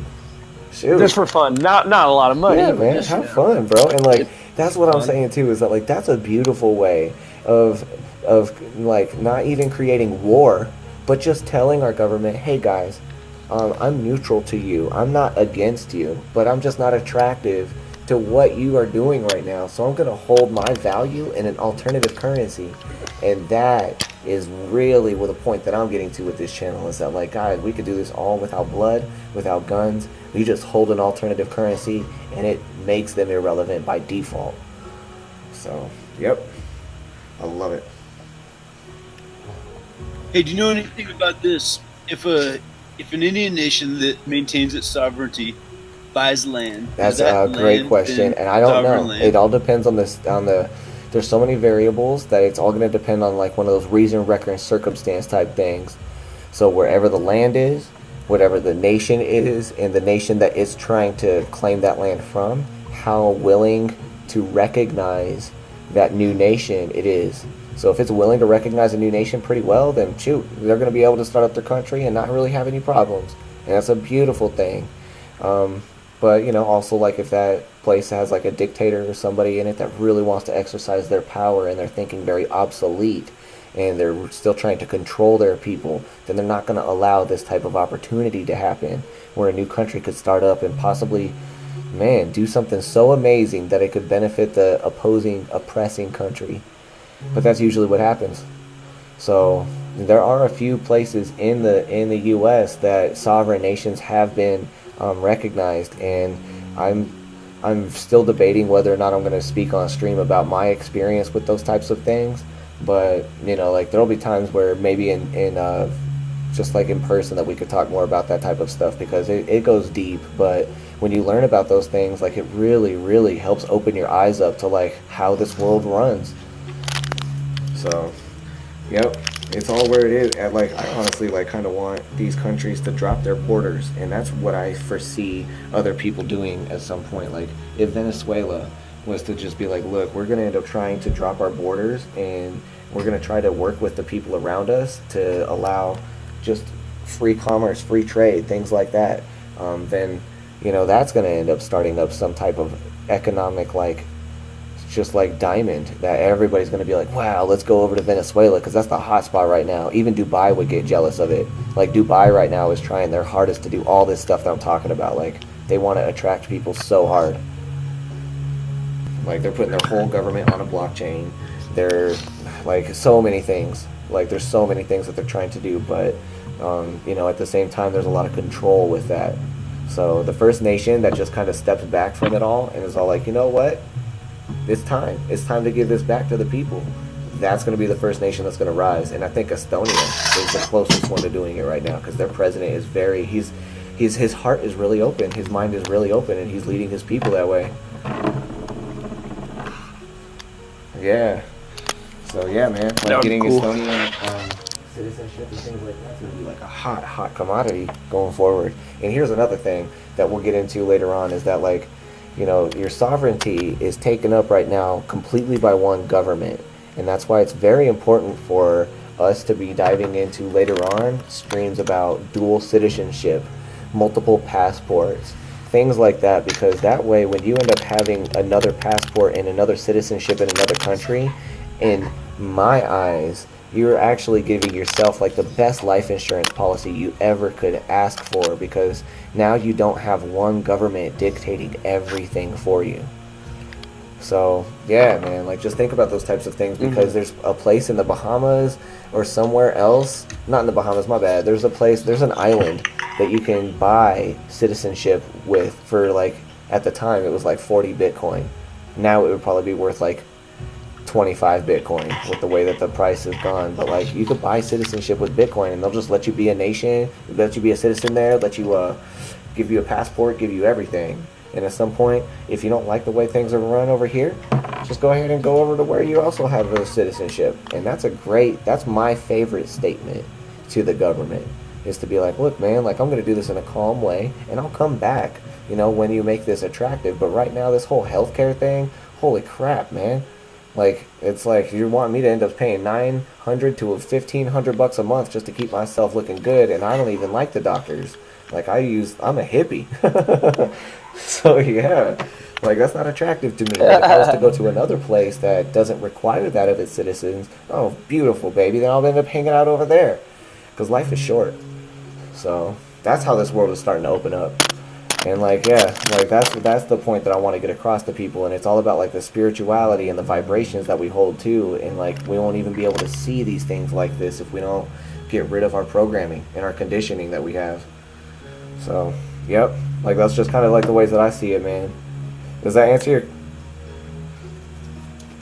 Some of the research I've done into sovereignty, just that we have sovereignty as Absolutely. people, but well, we don't have you become sovereignty a as citizen, citizens. You're agreeing to give up your sovereignty to obey the nation and the laws that you want the benefits of. So that is part of it, yeah. Right? And isn't there something about like they've split us into multiple entities so that we're not we can be a people and a citizen at the same time, but if we act in like court as a citizen, then that's not a sovereign position, and if we act in court as a people, then it is a sovereign position. We're gonna get way deep into the matrix. So like that's when like I'm gonna start doing long talks, and so like we're gonna talk way deep about that because I can tell you that you're exactly right, Ray, and he's dipping into truth, like the deep truth. So for anybody that is just joining in right now, first of all, thank you so much. Second of all, that's where we're starting to go down the rabbit hole of sovereignty, and there are some things I have a lot of experience with this, and so like I definitely want to help people on this because we can wake up and we are very powerful, and we have already made a lot of money, but we just don't know how to access it because they used to say that there's a saying that if you want to keep a slave, you write it down on paper. And right now, we're being treated as slaves because we don't know how to access our full inheritance, and we don't know how to access and use the documents that have been given to us. Instead, we've been taught by other people in a public fool system on how to work for other people and how to make other people money and ask them for a little check every 2 weeks and then push that check into other people's pockets. And that's exactly how a slave would act. But there's a documentary that I saw that kind of got me turned on to some of these concepts called Slavery by Consent. Oh man, that's bringing back some memories.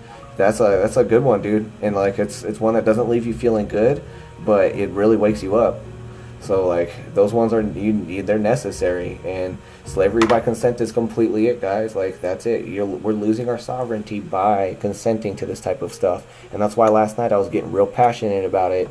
And you may even see, me get emotional on this channel. Like at some points where like I'll see. That's another part about what starseeds are, is that they get very emotional and their hearts are very, very sensitive to what's happening to the planet. And I'm very sensitive to like the species and whenever our sovereignty gets taken and ripped from us. And that's why I'm very sensitive right now to the words that these controllers are trying to use. So like, all the people in the banking industries and in the government and political positions, do you see how they're trying their hardest to wrap their head around what this is, because they're trying to figure out an equivalent word that fits into their scheme for it. And if you see that, like, that's so important. I want you guys to see that, because like, why are they trying to define it so hard? Why don't you just like use our slang? And that's the thing. If they start to define it, my friends, that's when we're going to lose our sovereignty. Because then when they go, wait a second, we determined back on December 2017 that Bitcoin is this, it's X, it's property, it's whatever, it don't matter what it is. They're going to call it something, and then they're going to leverage that against you. They never say what you say can and will be used for you in the court of law, right? They always say against you. And so because of this, you have to be very careful about what's happening right now when they're trying to define these beautiful sovereign and cryptocurrencies. Oh my gosh, next year, like... And I meditated on a lot of this stuff, and I feel like a lot of the keys to it are in ancient scripture, and not to drop like religious stuff, because I don't mean religion, but You know, in the Bible, it talks about Yep. in the book of Revelation the resurrection of the dead, and a lot of what they call us in court is by our capital name, and you know, capital punishment is death, and you know, a corporate entity, which I suppose is spelled out in your corporate name according to some of the research that I've done. Corporate means a corpse. It means it's a word, an old Roman word that has to do with death. And so it makes me wonder if the time in Revelations that is, you know, supposedly predicted by prophets and whatnot, the prophecies may speak of some time when people start to realize that they've been cast into a realm of death by the overseers and cast off that shroud of death and become live again, living men in court instead of corporate entities and that sort of thing. I mean, it's sort of an abstract concept that I'm getting on, and you know, I don't mean to state religious text too much for those who aren't into that kind of thing. I meditate on bro. It's just fine. And like, here's what I'll say is that, like, if you can relate it back to sovereignty, you can relate it back to us becoming free. I allow it here, and you're going to hear me speak about it because there is a lot of deep sovereignty in Scripture. I will also say myself that, like, you know, I haven't read like the Bible all the way through, and it's because it's very powerful, and like there's a lot of things that I found in the codes of the words that are in there that like really started to light me up in ways that I was like, holy cow. But you're right, Ray, and that's like some of the things that we're going to be getting into, like when I'm going to get into hour-long, 3-hour, 5-hour-long lectures that I'm going to have to split up. And like I want to do that where like I want to show people all about the corporate entities. I've learned so deeply into that. I've learned so deeply into, like, you know, about why they do everything, why the courts are set up in the ways that they are, why they're structurally set up the way that they are, why there's like wooden barriers everywhere, why there's like certain laws and certain words and flags positioned, and well, like all this stuff. And like it's spiritual. It goes into spirit. One thing that I also want to say too, though, to anybody that is tuning into this and seeing this, is that there's going to be a part of my teachings that I'm going to be giving out on this channel that is going to be contrary to most of what people are going to be saying. And I'll say this, is that there's a part of me that wouldn't feel right if I didn't say that the corporate entities that we have right now, the dead, all capital letter names that we have, it's a gift that we've been given. It's just that a lot of us, like 99 out of 100 of us, don't know how to use it properly. And it's kind of like the computers that we're all streaming on. We only know the user interfaces that have been prepared for us, but we don't know the inner workings behind these screens and underneath these keyboards. We can make guesses at the zeros and ones in the lines of code, but to have full comprehension of that, we don't have. So like what I'm saying is that like there's a lot of things that we've been given that we just simply don't know how to use, that other secret societies have taught each other how to use. And that's what gives them those advantages in the public and in the private against, you know, the rest of society. So like there are ways for us to end up learning about these things, and it's important for us to make sure that like when we do this, like if I start getting into speaking about that, there's going to be some things that I'm going to talk about where in the beginning you're going to be like, this is weird, bro, this is weird. But as we start to learn even further, you'll start to be like, I get why he's doing this, and I get why this all makes sense.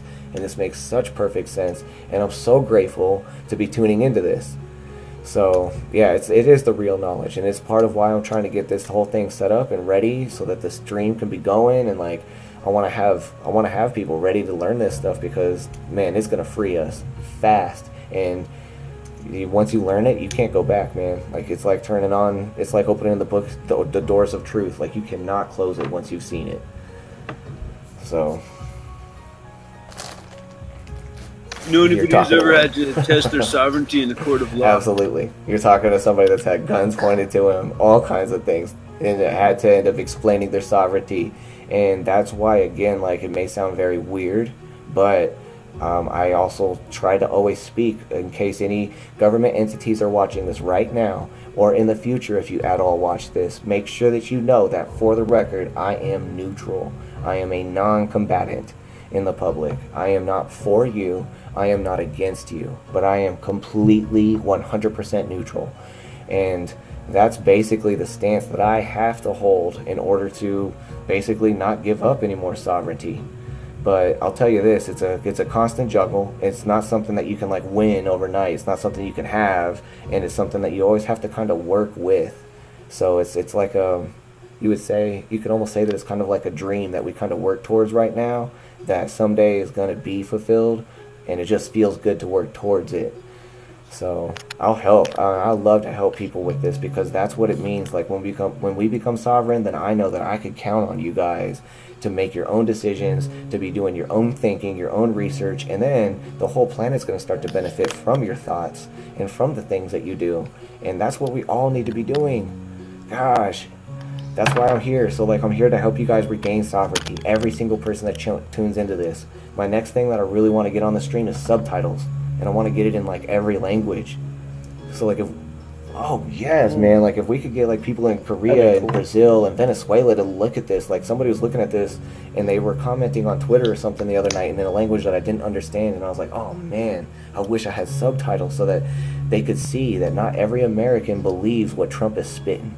Not every person out there is like on his side, and like we're thinking different. We're not the same, man. Like, and so like my heart is like out. It's been on my sleeve. So yeah, man. Mm-hmm. Exactly. No, so, that guy's I'm not a big fan. I'm not even to a specific political party either. I've always tried to consider myself right in the middle, but I can't. That guy is something else. Not that I don't think this election we really had any really good candidates anyways, but Bernie a little bit maybe, but that's also just because I saw this cool picture of how Bernie blew up a tweet and printed it off, a Donald Trump tweet, and tried to bring it to the Senate. And I was all like, yes, bro, that is so cool. I love his ways. Yeah. Yeah. He's keeping up with the times. I had a guy back in about 1997 when I was just told me that there would be a second Bush, that it would either be George or Jeb Bush, and that there would be a black president after another Democrat. And then he also told me that Trump, none other than Donald Trump, would be president after a black president. Yep. And you saw the Simpsons predicted he'd be a president. Yeah, the Simpsons predicted it. This guy claimed to be, and I believe he was honest in doing so, he claimed to be the illegitimate son of Henry Ford Jr. and his housemaid. And he said he had inside knowledge to what the world's leaders' plans were for the world. And so it leads me to think that a lot of this stuff was decided around the table with the esoteric wisdom aspects of this channel, because that's the stuff that nobody cares about seeing. Everybody wants to know what Drake cut his hair, and like they all want to know what Charlie Sheen is doing with his dick. They all want to know that stuff. But like the esoteric is meant for the select few people that know that there's more out there, that want to dig deeper in the truth, and they want to find other people that are like them. And that's where I'm trying to set this channel up, and we're going to go so deep into all of that. We're going to go into like the Bretton Woods Agreement, Jekyll Island, the creation of the Federal Reserve and the IRS, because when you know how these things were created, why they were created, then you become sovereign. You start to see outside of the programming that we're in, and we can start to fix it. And I'm gonna give like my little version of the history of the U.S. And I say my little version because I know that a lot of it is inaccurate.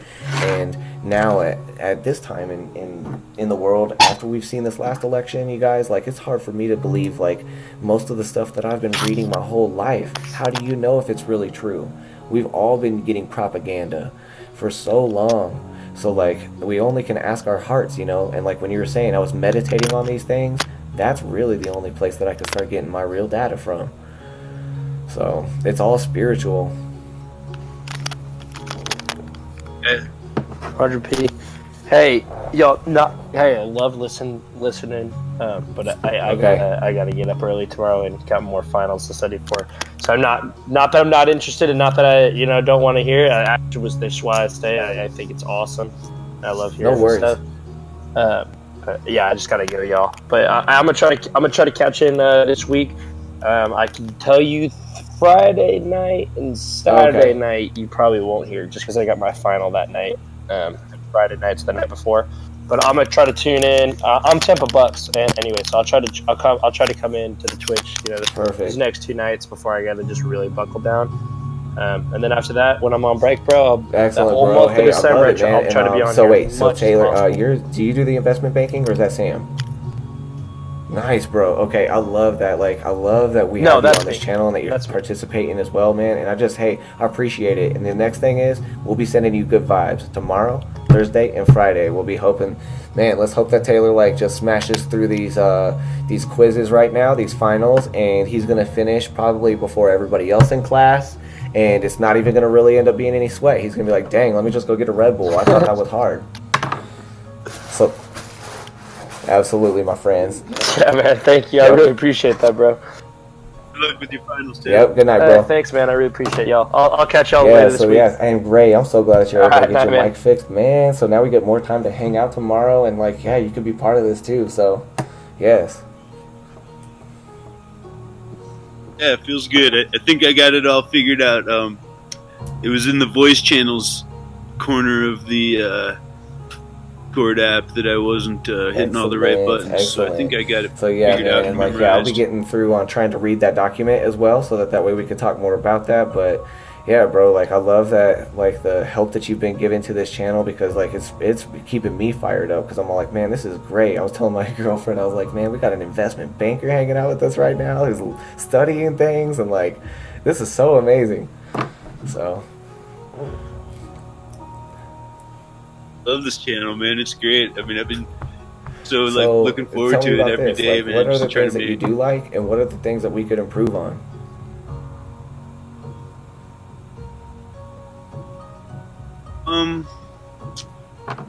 Well, I mean, I love everything about it, man. I feel like you're giving some real gems of knowledge about your experience with cryptocurrencies.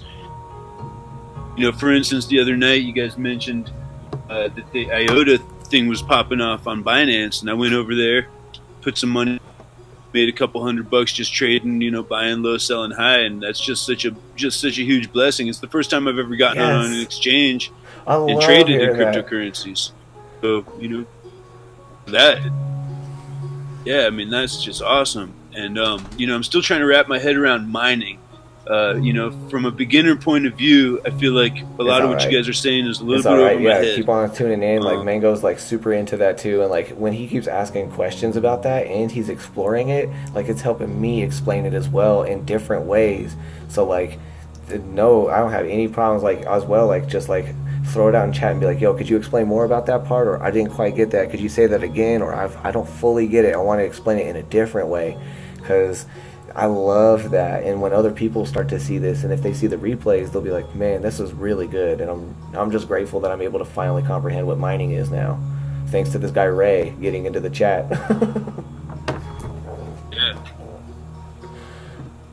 Well, and other things like you were talking earlier about how Coinbase has been in court with the feds and the IRS, and I'd heard a lot about that, but I didn't really comprehend, what the implications were as far as, that and how it affects the sovereignty of, my finances. And it out that by having currency on other exchanges that haven't yet had to go through that rigmarole, sort of gives you some separation from and protection from the oversight, whether, which doesn't necessarily mean anything to me, because I'm a U.S. citizen paying all my taxes as it is, but with consideration of all of the possibilities in the future, the world politics, things like talk of war in Korea and all these weird things that are going on, it just makes me wonder, like having more accessibility to more knowledge and information about how things are working.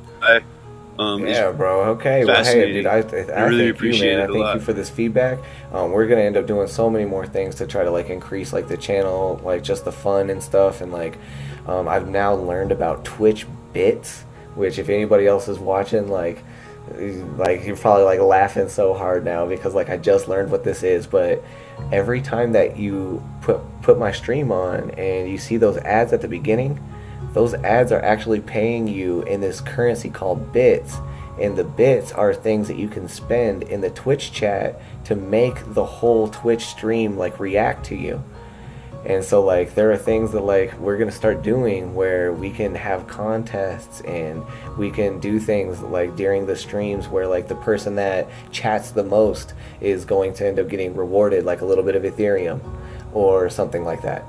And I'm going to be doing things that are going to make it so much more interactive that this is just going to be like, I want it to be a fun place to be.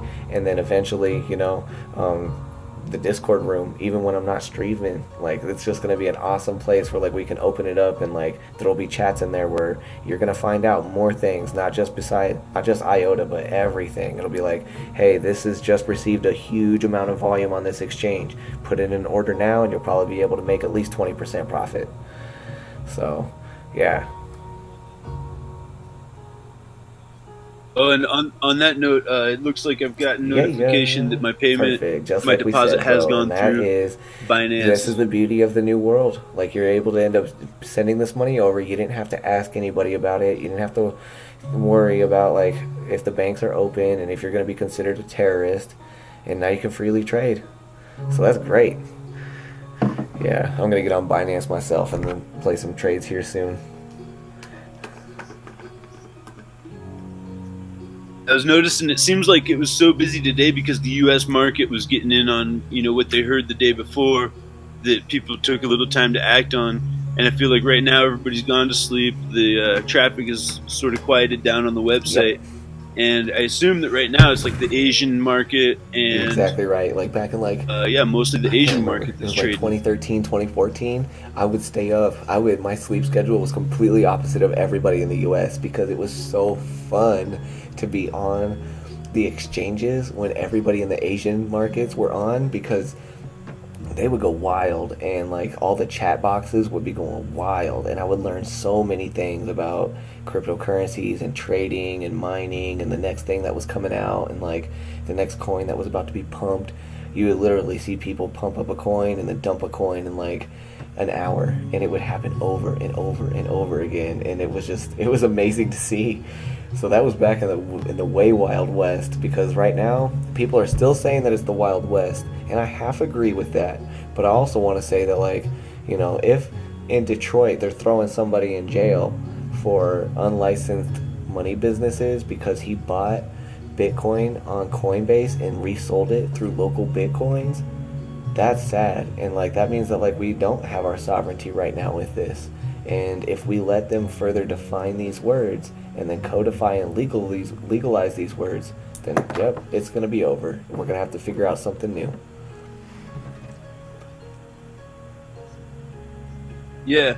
Well, you know, I think that I heard something a few years ago that I feel like refers to that, which was that they had decided that if you were selling cryptocurrency, you had to be registered as a monetary exchange or something like that. Yep. And so when I first patented that idea I've been telling you about, I thought about whether or not I would be selling the product with some amount of cryptocurrency in it, and it occurred to me that unless I wanted to register with FTC as an exchange, that's actually even more attractive anyways. You sell it blank because actually that's what I was thinking about too, is that like Bjork and Mariah Carey and all these Alice Cooper, like if they're going to get into Monero, and at some point if the government decides to go after Monero to start like tracking it and throwing people in jail for it, then Mariah Carey and everybody's going to have some good ass accountants to make sure that they're, you know, tracking every single transaction that they're receiving, because, you know, that's if our species allows the controllers to do this to the cryptocurrency. The alternative is that we could teach our controllers that, like, look, you're not controlling anymore. You got to fall back. We're all going to end up using this currency equally now. Then I think that we won't have to worry so much about all this tracking and shit. But, like, that's why it's so critical right now to be alive and to be acting. I heard some discussion about cryptocurrency, especially Bitcoin, may be behind the world citizenship, like the world government idea. and to separate, or not separate, but erode the borders. That's all it is, man. That are mostly just different economic law books. borders at this point. Because like here, we're in Colorado, I get the benefit of being able to consume medicinal marijuana cannabis for my pain. But over Thanksgiving holiday, when I went just a state over to Arizona, then I realized that there were so many people in Arizona that were just like, this lady smelled it when I was like smoking it outside, and I was just doing it in nature, and she was like, that is so rude. It smells so gross. That is so disrespectful of you. And I'm all like, wow, lady. Wow. And that hit me in a different way, because I was like, I've never had anybody tell me something like that before, because where I'm from, yeah, in Colorado here, we just do it. And if you smell it, you just kind of walk away, or you go, hey bro, I can smell that, not in front of the door. I'd be like, okay, cool. And then I walk away. But like, it was amazing to see that. But then again, with our words, that's where the words are so important. And you know what you do whenever you put yourself into a meditational state? You change your vibrational state. And then all these other people can relate that word to the fact that you all live in different states, thus governing your mental state. And so here in Colorado, my mental state is way different than the person in another place. And it's so crazy, because I was saying to my girlfriend, I was like, it's so weird that like, if I go up to the border of Arizona in Colorado, like I could take 5 steps and smoke what I need to smoke and then relieve the pain in my leg. But if I walk 5 steps this way, then it's like totally bad, and everybody here agrees that it's bad. And that's why you're right. It's economic borders, it's mental borders, it's spiritual borders as well. That once we erode these things, man, can like this world evolve. We can really start to push forward. Yeah. Yeah, and I feel you on how you're breaking down the phonetics so of the I'll words tell you there. this: a sovereign. There was one time that I was having to tell an officer, "Look, you may think that I'm in the state of Colorado, but that's what you think. I'm on the cross streets of bliss and ecstasy, bro. So you can come and meet me in my state." And I told you right where I'm at. And like, it was hard for him to see this, because we are in different states. And so like, I was having to show him that, and I was like, I'm not in the state of Colorado anymore. I'm not in this mental state, this governed mindset. Because governing is somebody exercising control over somebody else. Somebody's sovereignty is at loss there. So that's what seems like part of sovereignty is Yep. how we spell past our pronunciation. Absolutely. You will see it. Absolutely. Sovereignty. As you can tell, like, there are rich people and noble people that speak way differently to each other than people that are on the bottom. And if you'll also notice, like, the people of different classes, like, even when they're frustrated with each other or they're talking shit to each other, like, they say it in such a different way than people of other classes. And you can see how that happens, and it's because, a lot of times people that don't have a lot of sovereignty don't have a big vocabulary. And that's the biggest thing that I want to give to people, is that like, when we learn our words and we learn where they came from and we extend our vocabularies out, then we become powerful.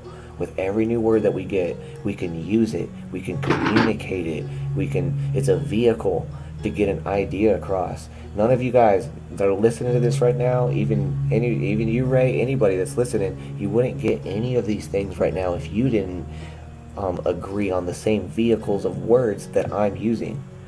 And so that's why it makes it so important that I have to be like, all right, so we're speaking English here, and let's use the words that are going to get the idea across.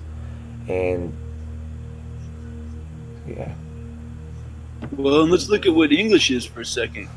It also have the supposedly dead languages of Latin incorporated into it, Germanic, and when we talk about phonetics, we're talking about the Phoenician culture, which was part of Egypt. So a lot of these laws that are passed down through Rome have been passed down from the Hebrew faith, which came out of Egypt, and also from the Egyptian courts. So, like, you know, when we're talking about history, are we talking about our story, or are we talking about his story? That's what we're going to be Who getting is he? into. Like in like learning about ourselves as corporations and things like that. It's going to go all the way back to like the Phoenicians, the merchants, the Pharisees, the Romans, and how all these languages were carried on, and why these words were carried on, and why we use the words that we use now. It's like everything that we're saying, everything that we're using is for a reason, and it's for a deeply spiritual, alchemical reason that is hard for like the masses to get, and that's why it's esoteric. It's only meant for a few people that are searching, that want more, that know that there's more in life. And so like, yeah, man, I don't expect to ever have like 10 million like followers on this channel. I expect to have like a few like really cool dedicated souls that are like, man, this is a rare, awesome little place to come and just be myself. And so You'd be amazed how many people have liked the post that I put up about this on Facebook and Instagram. Gotten more followers from posting up about this. dang, bro. Well, hey, that's beautiful. And so hey, I appreciate it so much, because yeah, like it's yeah, hey, if any of you guys came through Ray's post, you know, make sure you give him a shout out, shoot a like to him, as well as his other artwork that's on there, man, because yeah, he's contributing, and there's going to be some more stuff that'll be coming from him soon too, and we'll be able to display it in good ways on good websites. There you go, Orosporo. Yeah, the dragon eating his tail, right?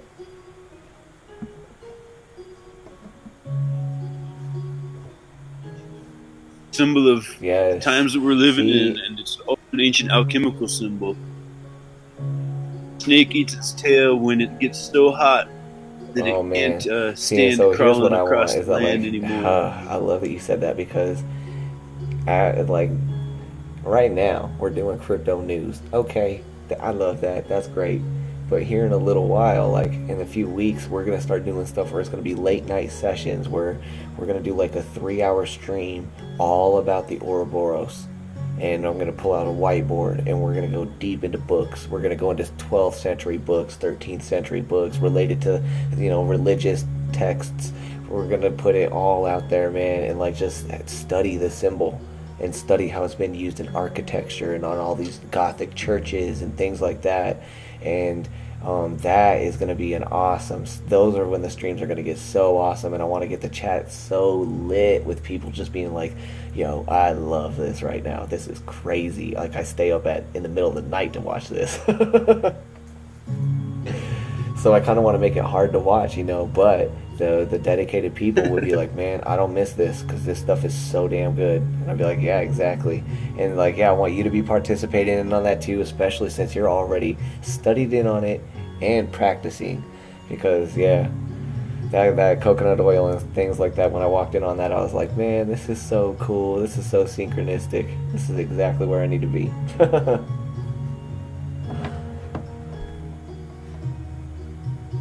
Yeah. Glad that was just a wonderful, amazing, like synchronistic. I was looking at like my texts from that night from all the people that I ran into, and I was like, wow, that was like, exactly. Powerful well, stuff. shoot, dude, I think like I might end up taking off here just because it's getting late, and yeah, I want to still end up having like a lot of time to end up looking at some things here, and then tomorrow I will end up being up in Boulder for Starwater, and like, yeah, man, let's hang out. I'll probably try to be up there around between like 7 and 8 p.m. What time you usually? Cool. All right, Ray. Well, hey, have a great night, and then yeah, I'll see you tomorrow night, bro. Okay, and then yes, also to everybody else for watching the stream, I just want to say thank you so much for taking a look at this. If you stuck it out for this long, okay, you're a champ, you're a survivor, and I really appreciate that. There's going to be great things that are going to be coming out of this channel. It makes me so grateful to be alive, to have a neutral internet to share this with you, and to also end up having you guys participate. It makes me feel really great. And you know, just my heart goes out to everybody that dropped in on this tonight. If it weren't for you guys, I wouldn't have a channel at all. And I just really love that we participated on this every night. And we'll be back tomorrow night, 10 p.m. Mountain Standard Time, 5 o'clock Universal. We'll be talking some more cryptocurrency news. We'll dip into some more esoterics. And of course, you know, we're going to be doing the sovereignty. So if you got any value out of this tonight, you like the stories that we talk about, you think some of your friends might get some value out of it, don't be scared to share this. Share the stream across the internet. It'll help me out too. So I just thank you guys so much for this, and we'll be back tomorrow. And just want to say good night to the humans of Earth.